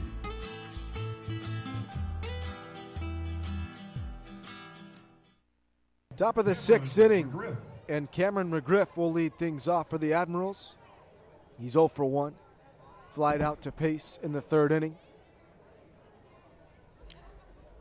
4 RBIs on the season for McGriff. Pugh will follow, and then Phillips is in the hole. And the first pitch to McGriff is high, 1-0.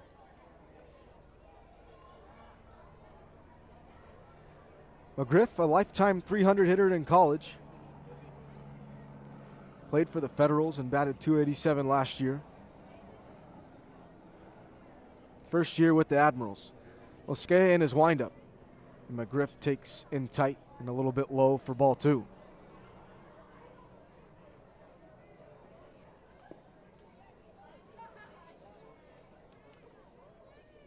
Yeah, I don't know why the helicopter's coming over. It's kind of cool. 2 to McGriff is high and outside, 3-0. The last thing Mosqueda wants to do is give the Admirals any glimmer of hope at this point, frankly. He would like to step on him right now. The leadoff hitter has reached the past 2 innings.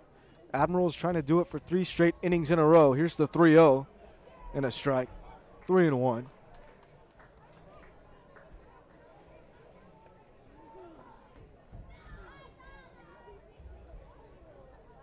Mosqueda has only given up 4 hits on the night. As the 3-1 pitch to McGriff is a little low, and he walked him.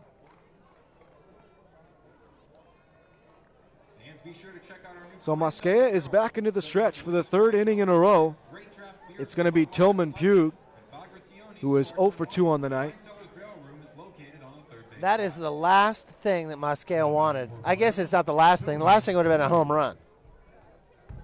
But it's right up there. He doesn't want base runners.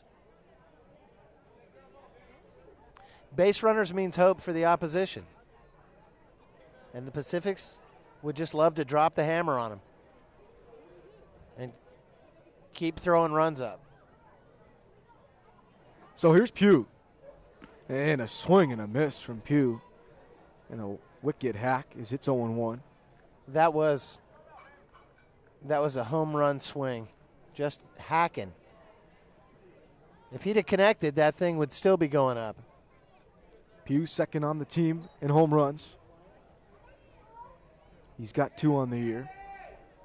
McGriff's got his lead at first. Orifice's holding him on. Pretty's in at the corner at third. And the breaking ball is outside. 1-1.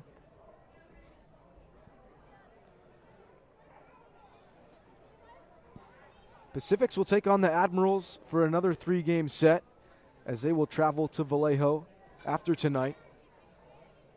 And Vallejo's going to be wanting some revenge.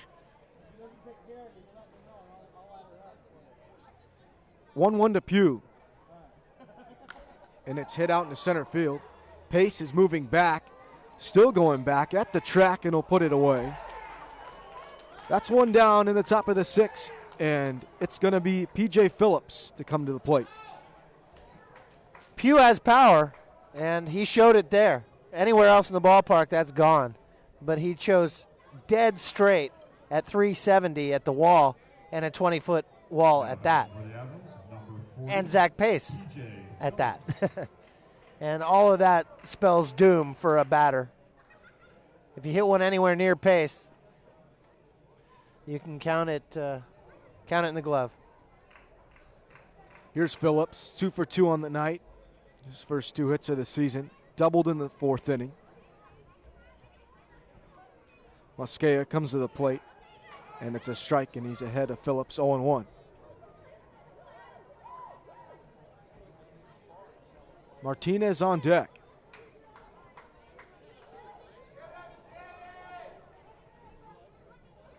Stewart now on right. As an off-speed breaking ball misses a little bit low, 1-1. Oh, that was close. On the television angle, it looked worse than it really was because through the hitting area, it was right at the knees. McGriff takes his lead. Here's the 1-1 in the dirt, and it gets by Boehner, and McGriff will go to second. And that's going to be a wild pitch on Mosqueda.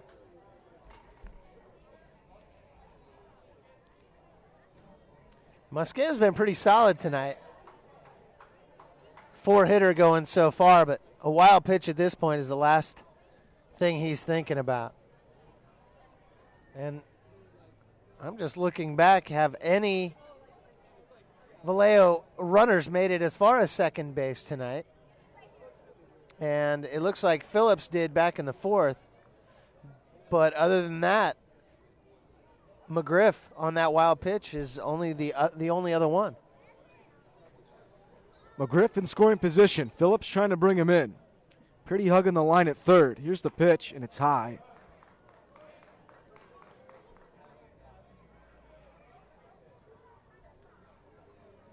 So Phillips is ahead 3-1.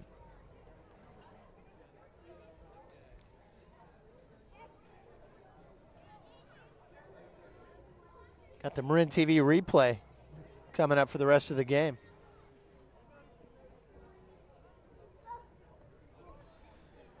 3-1 to Phillips. And he walked him. Boehner didn't agree. Mosquea thought he had strike 2. But Phillips is on, and that's the second walk of the inning. Carlos Martinez. So here's Martinez batting in the 3-hole. Grounded out to Kyriakos back in the 4th. 0 for 2 on the night. Pacifics will play the infielders at double play depth. First pitch and a swing and a miss by Martinez is Mosquea came at him with a breaking ball, 0-1. Nasty slider. And he was way out in front of it. Oh, that was funky. That had a good bite to it. Mosquea has had great command of the slider tonight and his curveball. He's been able to set up his fastball well. 0-1. And another off-speed pitch, and Martinez is out in front, 0-2. Mosquea's got him right where he wants him now. But does he come back with a fastball at this point? Or does he continue with the breaking stuff?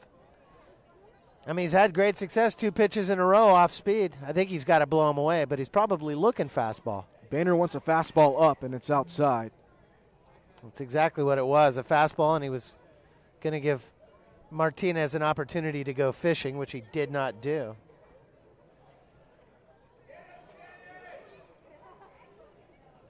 Phillips at second.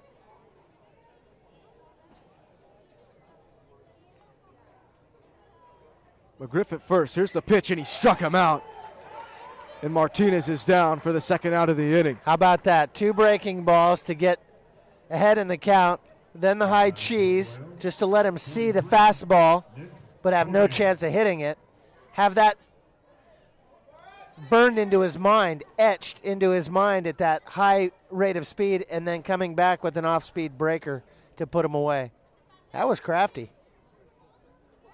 Mosquea known to pitch hitters backwards, and he did just there. Here's Bogan, the last hope for the Admirals to try to get in McGriff. First pitch is hit out to right field, but foul. 0-1. And when Bogan turns on it, forget about it. He just hit that ball really hard. And you can't fool Bogan. It's just if he's hitting out, it's right at somebody. He flied out to Pace back in the 4th. 2 down in the inning. 0-1 to Bogan. And outside to even the count, 1-1.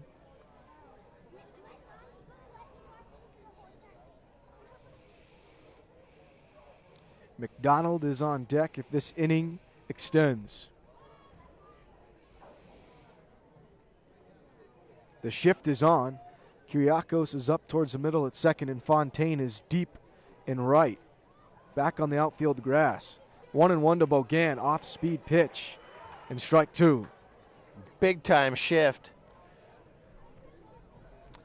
In the foreground there, you can see David Kyriakos, who's standing right behind the second base bag. And he is, of course, a shortstop, but if we can get a wide shot of Chase Fontaine out there at second base, he's actually out in right field. This is like a Barry Bonds-esque shift. 1-2 to Bogan.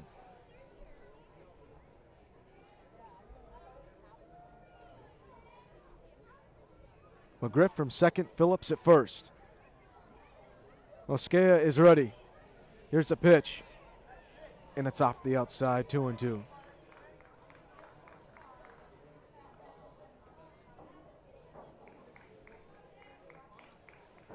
That's Ryan Pretty, you see, and the third baseman. Pretty there to the right. Obviously Mosquea in the mound.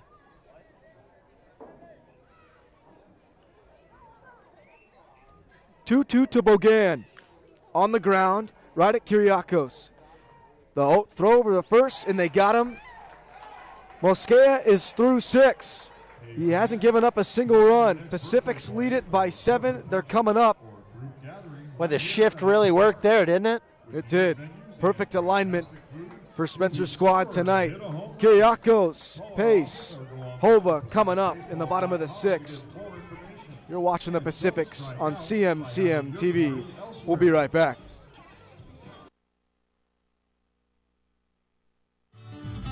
Marin TV is made possible by the generous support of Good Earth, dedicated to the health and sustainability of our community since 1969.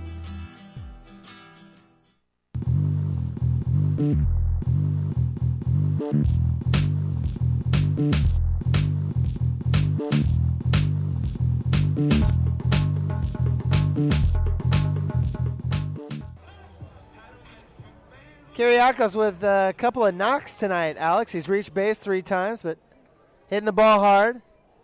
Had a run scored back in the first. Takes a fastball inside, buckles back, and a strike called. It'll be Kyriakos, Pace, and Hoba. Here in the 6th, 7-0.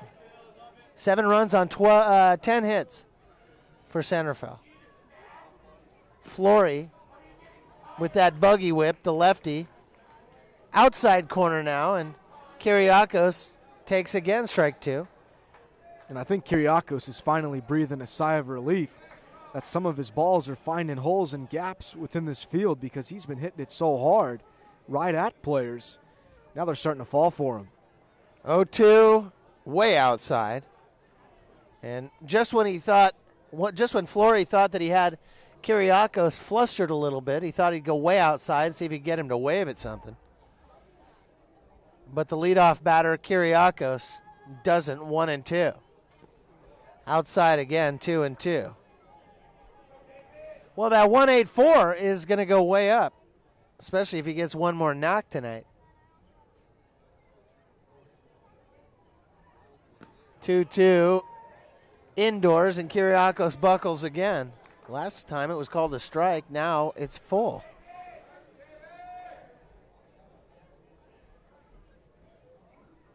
Three and 2 here in the bottom of the 6th. Kyriakos ropes one. Deep center field. Pugh backs up. Now he comes in a step, and there's one away. Now batting for your Pacifics, 24, the Zach attack. Zach Pace will bat with 1 out and nobody on. Pace is due. He had an 11-game hitting streak until last night. Then his dad, who stopped by just a few moments ago to say goodbye to us, told me before the game, well, he's going to start another one tonight. And that'd be nice. Pace batting .362 coming into tonight's action. Ropes one into center. Pugh on the move. To his left, 2 away. So more work for Pugh. And Pace has hit the ball hard tonight, too. He squared one up last inning right at Martinez. This one was in the gap towards Pugh, and it'll be just a matter of time before Pace is starting to rally up the hits again. Oh, yeah. Michael Hoba with 2 down.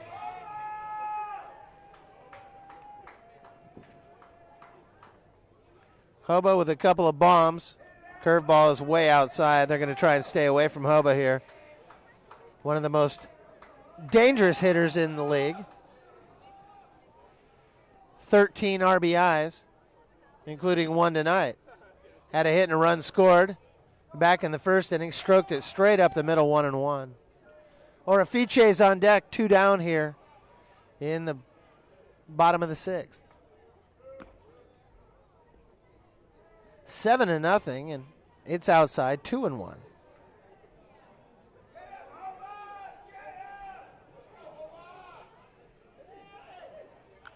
Hoba pops one, third base side. McGriff a few steps to his left, and that'll end it. The Pacifics go very quietly. 1-2-3, in fact, here in the bottom of the 6th inning. For the Vallejo Admirals, as we await the Marin TV replay, which is very exciting and coming up in just a moment.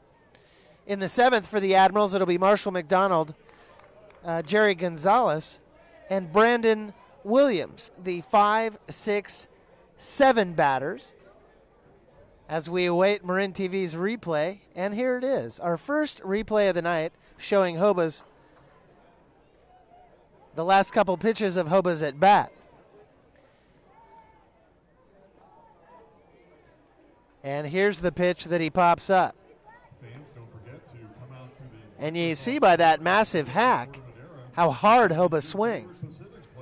And then the wind got it a little bit there before McGriff was able to haul it in. But there it is, our Marin TV almost instant, practically instant replay.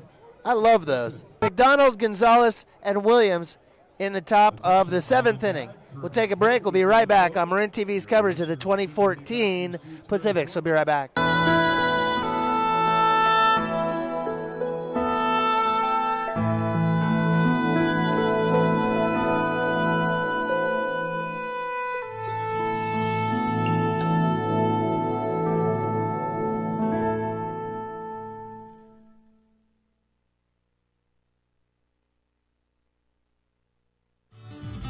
Marin TV is made possible by the generous support of Good Earth, dedicated to the health and sustainability of our community since 1969.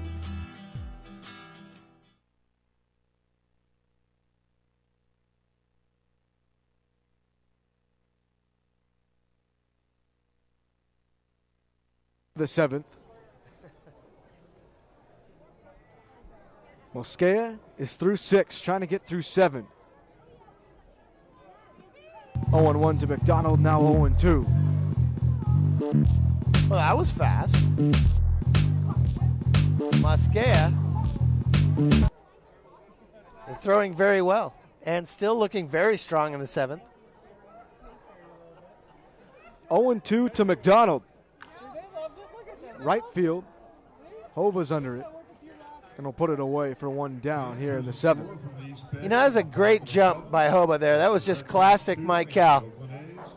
That had every chance in the world of getting down, but Hoba made a good move off the crack of the bat and was able to haul it in pretty easily.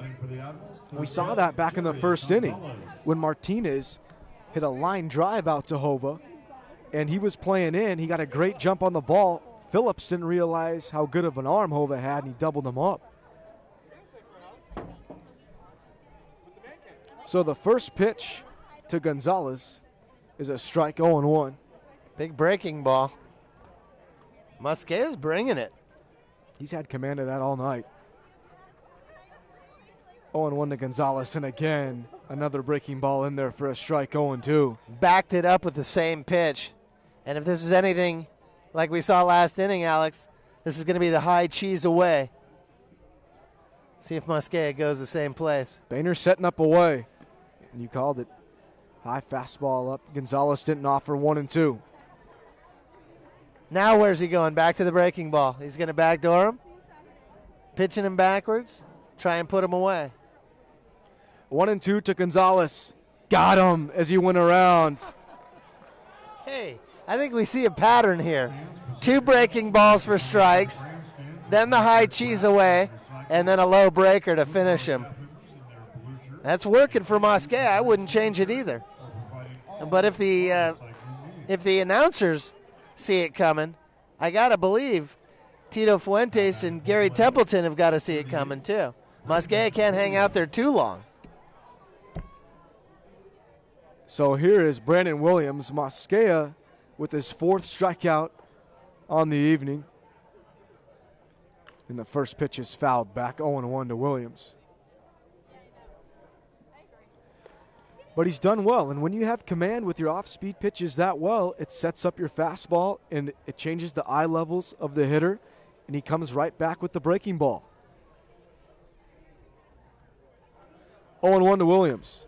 Into center field. Pace is coming in, and he won't get it as it kicks by, and he'll relay it in. Williams has got a single up the middle, and that's his first hit of the night. That's a good piece of hitting. He waited on the high breaking ball. He was kind of hung it up there. And frankly, Mosquea is lucky that Williams didn't do more with it. Pace just couldn't get to it. It wasn't hit hard enough, and Pace was back, respecting the power of Williams. So with 2 down, Ulysses Marrero will come to the plate. Pretty coming in at third, Orifice in at first. And the first pitch is over the head of Pretty into left field, a base hit. Back-to-back hits for the Admirals. Just a flare out to left field. It just barely got over the grass. Kyriakos couldn't get to it. It was cutting away from him. It was over Pretty's head. And nowhere near deep enough for the left fielder, Charlie Stewart, to get to it. Number 20, Cameron. Back-to-back knocks with 2 outs. And that will send Cameron McGriff to the plate, who is 0 for 2. And he walked in the 6th.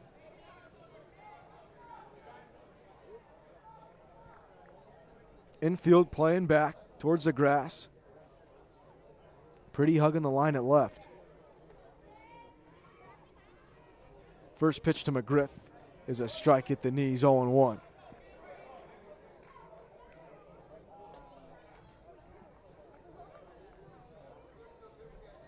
Mosquea retired McDonald and got Gonzalez on the strikeout, but Williams singled up the middle and Marrero singled to left.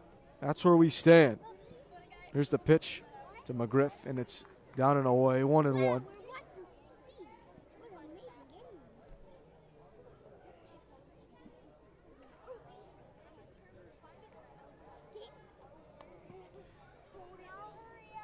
Pugh is on deck. McGriff standing in. Mosquea is ready. 1-1 pitch is fouled away. 1-2.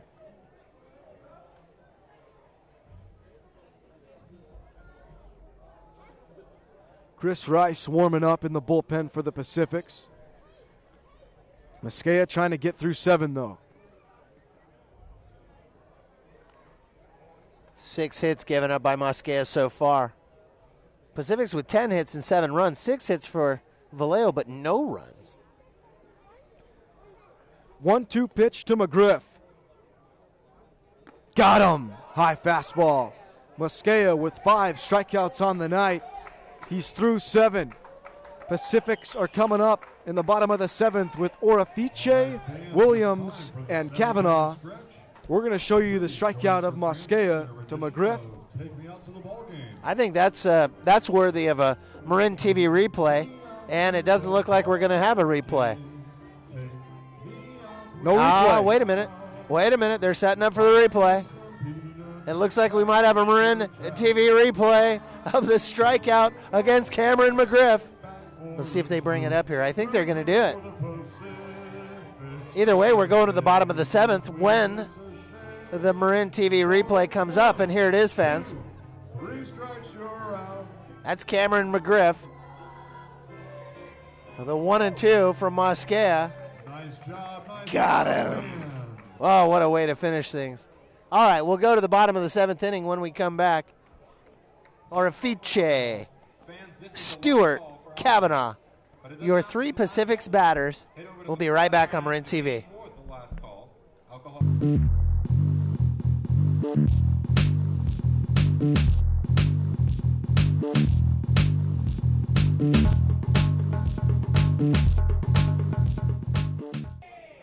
Here in the bottom of the 7th inning, it's a 7-run ball game. Pacifics on top, looking to sweep the Admirals. 7-0. Orifice, 1 for 3 on the night with a run scored. Squares to bunt, lays down a perfecto. Right in front of Flory. He gets to it, not in time. Save!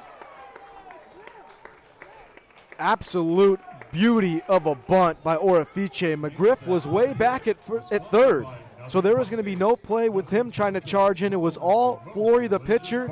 He fielded it as best as he could, spun and fired, and Orifice has got great speed for a first base and was able to beat it out. 2 for 4 on the night for Orifice, and here's Charlie Stewart. Came in place of Jeremy Williams back in the 5th. And Charlie Stewart knocked one into right field for a single and then ended up scoring the 7th run of the night for the San Rafaels. Nobody out, and a curveball is low for a ball on Charlie Stewart.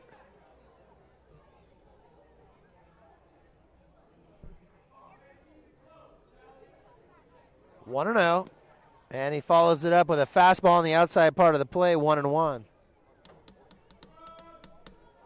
Matt Kavanaugh's on deck with Pretty in the hole. Nobody out. Orafiche, the runner at first.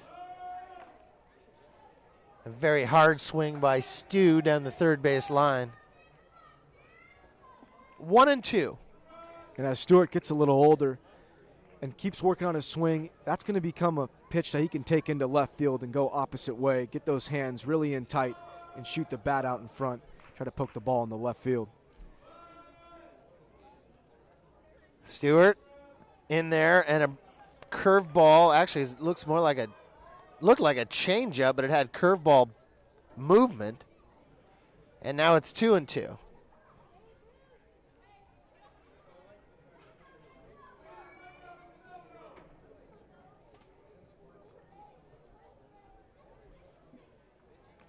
And in on the fists, and it's fouled back now, and we'll do it again.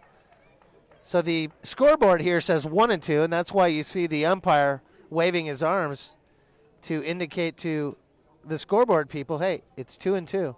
But I guess they didn't catch. Oh, there they go. Now they've made the move. 2-2. Curveball is inside, and now the count is full against Charlie Stewart, who's 1 for 1 on the night with a run scored. Pacific's up 7-0.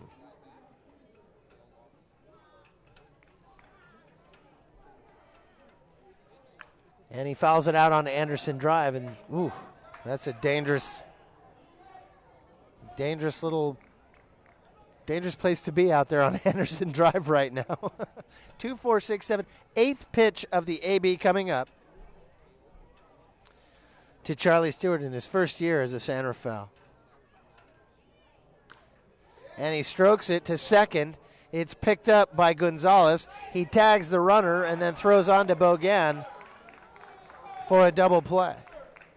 And Stewart did well to hustle out of the box, and he almost beat that throw out. Gonzalez could have just made a quick flip to Martinez at second, and the double play would have been a little more smoother, but he was able to go and tag Orafiche and throw on to Bogan. And then you got to say that if had Orafiche just stopped and not run into Gonzalez, Gonzalez wouldn't have known. He would have become confused for a moment, and he would have had to have thrown on to first or to second. And it would have thwarted the double play. And that's what you're taught to do. To stop. But it's instinct for the runner to keep going. Right. And it's just so hard to do. 2 down now with Matt Kavanaugh, who takes up and away for a ball. Kavanaugh batting .310 with 5 RBIs coming into tonight's action. He's officially 0 for 2 on the night with a walk back in the third and a run scored. And now it's 2-0. Ryan Pretty's on deck, and a mighty hack as Kavanaugh, boy, almost came out of his shoes. That was a fastball count. Kavanaugh sitting fastball, and he got a fastball, and he just missed it. It's 2-1. There we go. 2 down. Here in the bottom of the 7th, Flory, and a fastball is fouled back 2-2. And it seems like Kavanaugh's just missing him. He had a long fly ball to center in the first, and then he popped one to medium deep left field back in the 5th. And the slider got him looking. And there's no question, that was just an absolutely glorious pitch. We will not have a replay, but we will be going to the top of the 8th inning.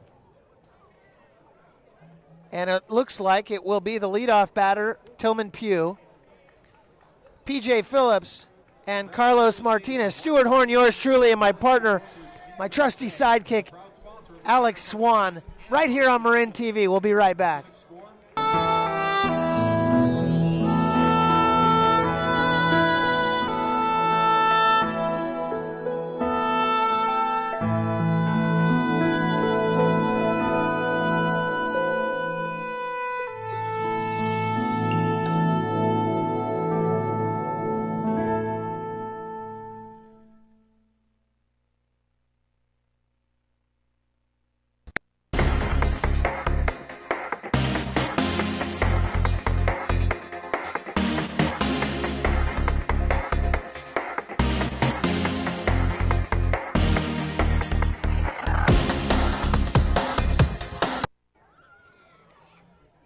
Top 8. Tillman Pugh set to lead things off. Mosquea is still out there. He went 8 innings last start against the Metal. He's trying to go 8 again. Through 7. First pitch to Pugh. It's a little bit low for ball 1.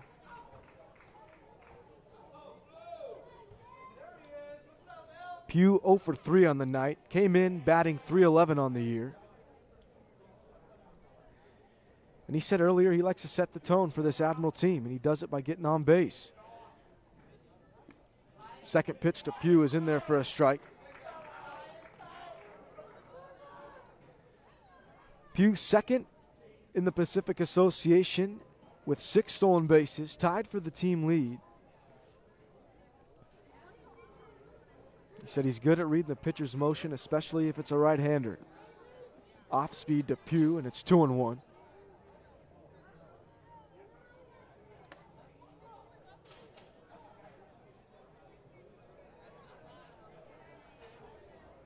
Pretty off the line at third, and so is Stewart in left. Mosquea with the 2-1 pitches in the dirt, 3-1 to Tillman Pugh.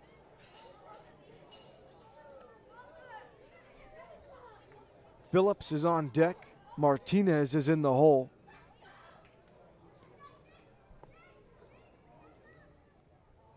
Rice has sat back down in the Pacific's bullpen, but Spencer has given the nod that he is ready to go. Here's a 3-1 to Pugh. Up the middle, and a base hit into right center field. Over Fontaine as he outreached his glove and couldn't get it. And so Pugh is on with a leadoff single. Now batting for Vallejo, number 40, P.J. Phillips. So here's P.J. Phillips, who's 2 for 2 on the night. Walked his last at bat in the 6th. Martinez will follow. Pugh a threat to steal as the first pitch is in the dirt for ball 1 to Phillips.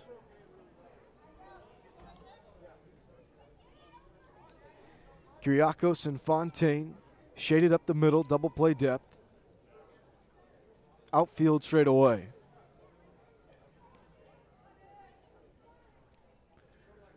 Mosquea from the stretch. Here's the 1-0. And it's down the right field line. Hova's giving chase. And it is a fair ball. Pugh on his way to third. And Phillips is able to shoot out a flare down the right field line. And runners are at the corners with nobody out. And here's Carlos Martinez. Now batting for Vallejo, 22, Carlos Martinez. So Pugh with a single to right, and Phillips follows that with a flare down the right field line. And Martinez with an RBI opportunity. Rice is back up warming in the Pacific's bullpen. Nobody out here in the top of the 8th. And a swing and a miss from Martinez, and it's 0-1.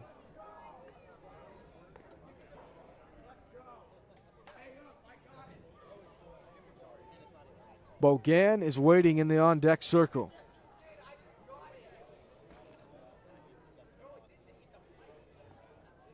Mosquea takes a peek over at first and will step off the slab. 8 hits for the Admirals on 2 errors. 7 runs, 11 hits on no errors for the Pacifics. Update on Jeremy Williams' injury. He pulled a hamstring as he came sliding into home. Right field, caught by Orifice, steps on the bag, double play. And just like that, there are 2 down in the inning. And Mosquea tips his cap to Orifice as Carlos Martinez squared that ball up. Orifice, right place, right time. 2 down for Bogan. But back to Jeremy Williams. He's going to be out a couple days, as he came sliding in and hit the mask of Morero. And so we hope he's okay, but he may miss a couple games in that Admiral series. Smith and Boehner are going to come out and talk to Mosquea. Rice is ready in the Pacifics bullpen, but they may let Mosquea go one more at bat. Rice is the hard-throwing lefty. He's just tall and thin and a big, long motion, but he really throws hard. I'm not sure what Dan DePace would do, but if Colin Allen ever went down, Rice would be a pretty good backup, although they have a couple of hard throwers. But Rice would be my guy in the early going. I love his motion, and he throws so hard. It's pretty terrifying. In a good way if you're a Pacifics fan. And he's been the setup man in place of Colin Allen. So here's Bogan. He swings and fouls it back. 0-1 to Nick Bogan. Pugh is still at third as Mosquea is trying to get through this 8th inning.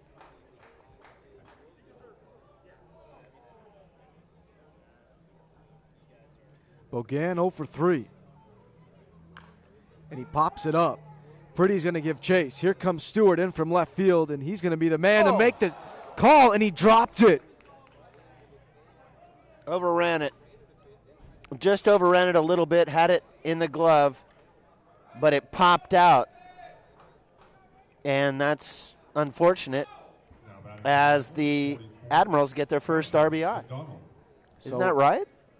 It's not up on the board, but somebody came across. Who was it? It was Tillman. Pugh came in to score. That's going to be an E7 on Stewart. Bogan ends up at second. And Marshall McDonald's at the plate. So that will be an unearned run for Mosquea as he's going to battle with McDonald. I'm not sure what happened. Was it in the lights? Maybe. It wasn't the wind. There is no wind. Nice and warm out here. McDonald fouls one away. It's certainly not hot by any means. Probably around 60. It looked like when Stewart was coming in, he's a left-handed fielder. He was running in hard from left, and he just had to reach out across his body trying to make a backhanded catch, and it just nipped off as he tried to snow cone it. Swing and a miss for McDonald. 0-2. 57 degrees, in fact, right now. But the error cost Mosquea the shutout, though it's not an earned run. 0-2 to McDonald. Breaking ball as he lays off. 1-2.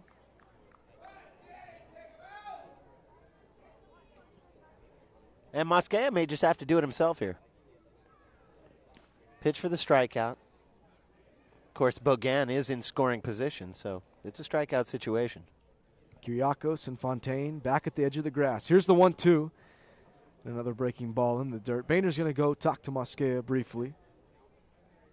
Probably going to say, look, you've been great this whole game. Quit messing around. Don't mess around with this guy. Let's just get him. He's 0 for 3 on the night with a strikeout. You know you can get him. So don't pitch around the edges too much. You get one pitch, get out of here. Here's the 2-2 to McDonald. And he just got a piece of it to stay alive. Boehner saying he caught it off of the ricochet. Quinn's going to agree. They got him. 6 strikeouts for Mosquea. He goes 8. Boehner, it was foul tipped into Boehner's glove. Marshall McDonald can't believe it. He's saying that Boehner scooped it out of the dirt. And we'll go to the Marin TV replay, and maybe we can see for ourselves as Marshall McDonald is still barking at the home plate umpire about it as they appealed out to Randy Quinn in the field, and Quinn was the one who ultimately rang him up. And Boehner's got a little grin on his face that the ball might have hit the dirt. And we'll see it right now. Here it comes. It was on 2-2. And we'll see if Marin TV picked it up. See if Boehner catches it. Ooh. That's hard to tell, but it looked to me like it was in the dirt. Well, the Pacifics may have gotten away with one there. That Marin TV replay is worth its weight in gold, isn't it, Alex? I love it. That's the greatest. All right, everybody. Well, we've reached the 8th inning. Of course, the bottom of the 8th inning was what I'm talking about. And Ryan Pretty will lead off. Chase Fontaine and Eric Boehner will be batting for the San Rafaels. Well, it's 7-1. It's a ball game again. And we'll be right back on Marin TV in just a moment.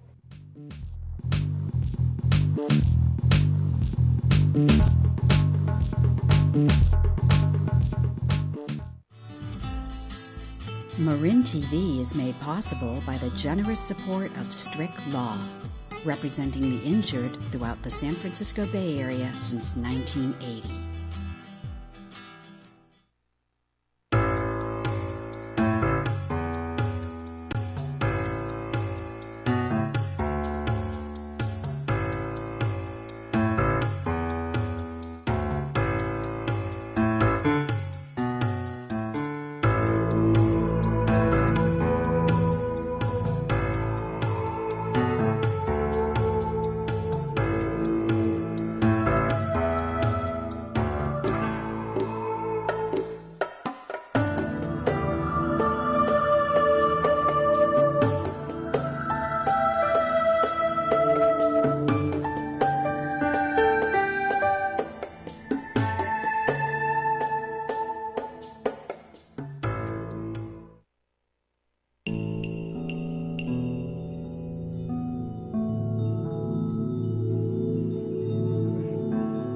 Albert Park. It's a 7-1 advantage for the San Rafael Pacifics.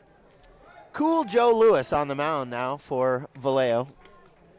Got his name a couple years ago, coined by my then broadcast partner Brian Sanchez, because Lewis would play occasionally at night and wear his sunglasses, believe it or not.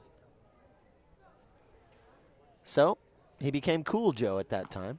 Ryan Pretty will lead off. All Pretty's done since coming back. Last night his first game as a Pacific. Tonight his second. 3 for 3 tonight. Had a hit last night.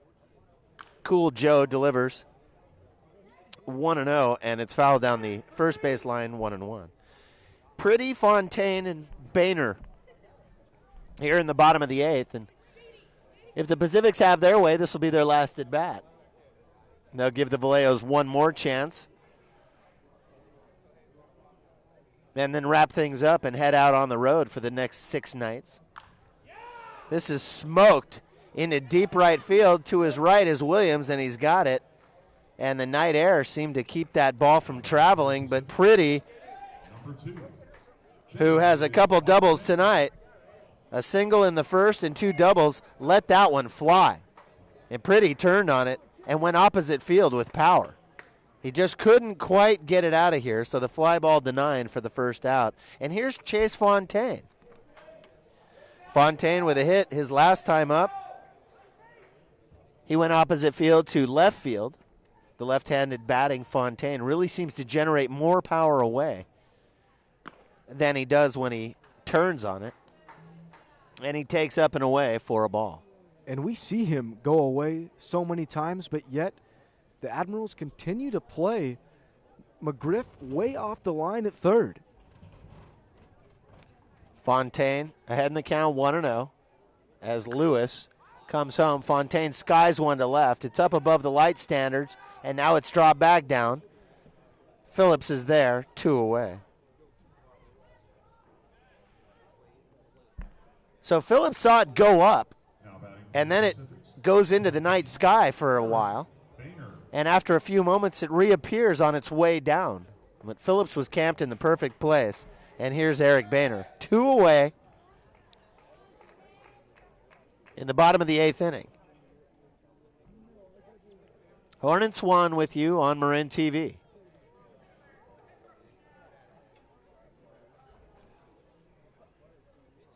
Boehner, who ended the bottom check at top of the 8th inning with a masterful piece of catching. catching the third strike, foul tipped, of Marshall McDonald, the DH, to get us here. And he takes a strike. And it's 0-1. And a breaking ball is fouled off of Ulysses Morero and back out into the area of play. And now it's 0-2.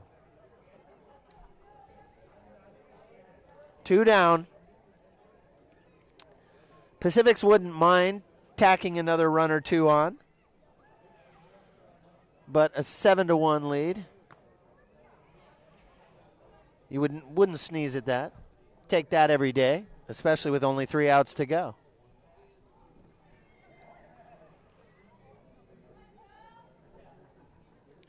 Lewis, the big right-hander.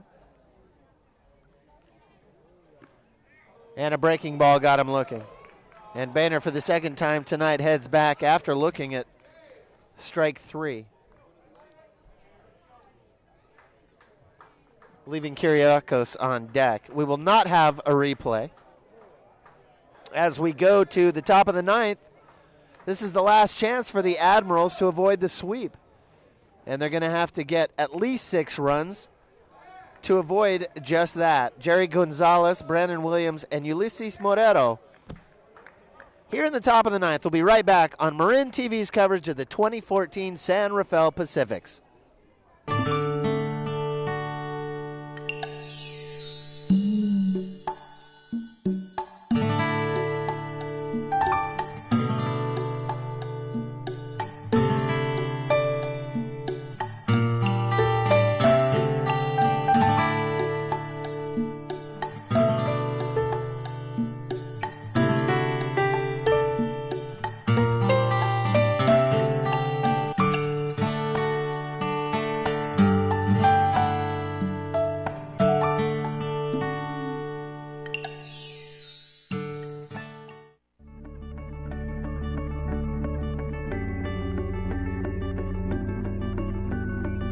You're watching Marin TV.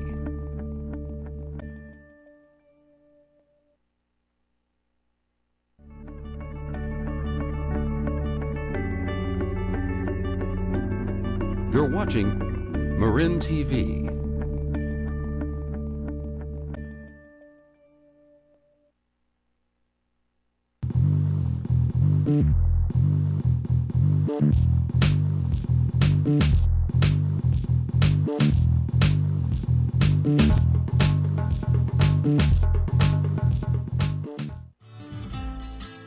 Marin TV is made possible by the generous support of Strict Law, representing the injured throughout the San Francisco Bay Area since 1980.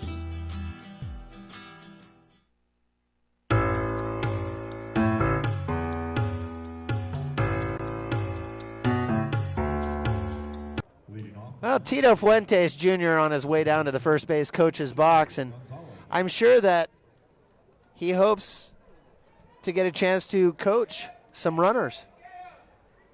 As we've reached the top of the 9th inning in this 7-1 affair, Jerry Gonzalez will lead off. Gonzalez with a couple of base knocks tonight and a strikeout, 2 for 3. And a first pitch swing, he strokes it into center. Pace on his horse. Pace coming in. He's got it. Unbelievable jump off the bat, racing in, makes the catch down by the knees, and there's one down, and Mosquea's going to try to do this thing, trying to be the first Pacific pitcher to go complete game this season. Mosquea has that 7-1 advantage. I think Pace is the only guy to make that play in center in the league. That was not an easy play. From where he was standing and where he ended up catching that baseball, that was not an easy play at all. Brandon Williams now stands in, takes a fastball high. Ball 1. Ulysses Morero on deck. And McGriff in the hole. But for now, it's Williams. Batting .213 coming into tonight. He takes a fastball right there, 1-1. 1 home run on 4 RBIs. He's 1 for 3 on the night. Hit into a 5-4-3 double play back in the 5th, and now he takes one low and away for ball 2. 2-1. 2-1. It is, well, it's 2-1. That's what it is. With one away, up and in. Oh, and a strike called on the breaking ball. Williams buckles back, dives out of the way. Oh, And- little lingerie on the deck for Brandon Williams. Wow. That was a tremendous pitch. Mosquea with the hard breaker, and Williams dives out of the way. He goes flying out of the way. When the last Williams saw it was coming right at his head, and now it's a fastball swung on and missed, and Williams is gone, 2 down. And the Pacifics have 1 out to go before they complete the sweep of the Vallejo Admirals, who coming in to this 3-game set were only percentage points behind the Pacifics at the top of the standings, and now the Pacifics will be 3 games up on them. And I think the Admirals came in here trying to at least take one on the road, and they're on the verge of getting swept. First pitch now to Ulysses Marrero is high for a ball. 2 down here in the top of the 9th, the last chance and perhaps the last batter for Vallejo. Pacifics are on the road at Vallejo tomorrow night. 7:05 first pitch, and another fastball is high, 2-0. Then they'll head over to, they'll play 3 in Vallejo and then over to Pittsburgh and get their first look at the new Pittsburgh Diamond, a brand new field over there in Pittsburgh. And the Pacifics will play 3 there before heading back next Friday night. Fastball is laid in there. 2-1. So 6 on the road. And then right back here for another homestand. And more baseball at Albert Park. 2-1 to Marrero. McGriff on deck, but they're 2 down. Very high. 3-1. And if Mosquea is not careful, nope, they're going to let him go. There's no action in the Pacific's bullpen whatsoever. I was going to say if he's not careful, they might have to think about Rice, who was warm last inning, but Rice is sitting again. Marrero, the lefty, 3-1. Strike 2 called. Marrero thought it was high, but he's got to be careful as Garrett Wells is going to have a very wide strike zone. Yeah, when you're dealing, you're going to get that call. And a 7-1 ball game with a 3-2 count. And Marrero is going to have to guard. And he does stroke one to Kiriakos, who muffs it, now throws over to first. Safe. He pulled Orifice off the bag, and I think Randy Quinn may have gotten the call correct. The throw, Kiriakos had it in the heel of his glove, and it popped out. He stayed with it and fired to Orifice at first. And I think at the instant that Orifice made the grab, Alex, tell me if you agree with me, I think his foot came off just for an instant, which allowed Marrero to safely cross the bag. I do. I think Orifice, when he outstretched that foot, slightly came off the bag. It got Kiriakos in between. He was going to come in and field it off a hop. Then he thought he could catch it on the fly, and it popped out of his glove, and that's what rushed his throw. But I think you're right, Stu. Orifice was pulled off the bag just by a fraction. So an error on Kiriakos, and Cameron McGriff keeps things alive, and a first pitch swung on a miss for strike 1. Well, Tillman Pugh's on deck as the Vallejos are hanging by a thread. Marrero aboard after the error on Kiriakos at short.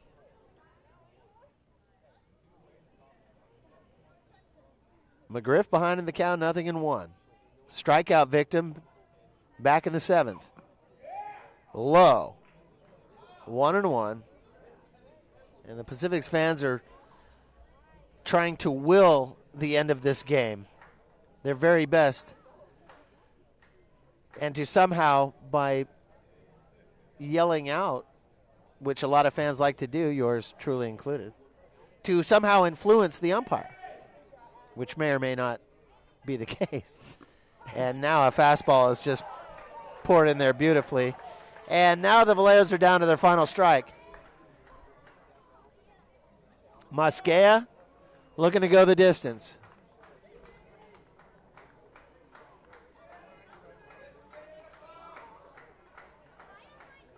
One and two to the 9-hole hitting Cameron McGriff.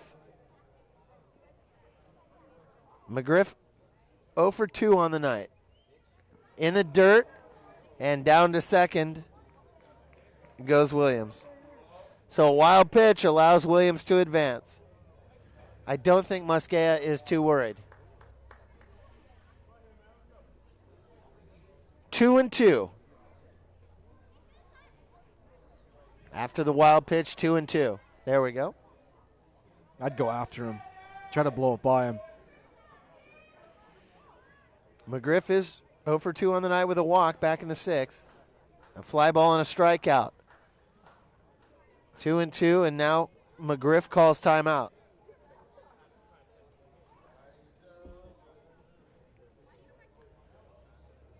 McGriff is going to stretch this thing as long as he possibly can. 2-2 Mosquea. Bent at the waist. Out of the stretch. Fly ball to right. Hoba's coming in. Fontaine is going out, and ultimately it's Orafiche who hauls it in, and the Pacifics have swept the Admirals tonight by a score of 7-1 as McGriff goes down on the pop-out to 3.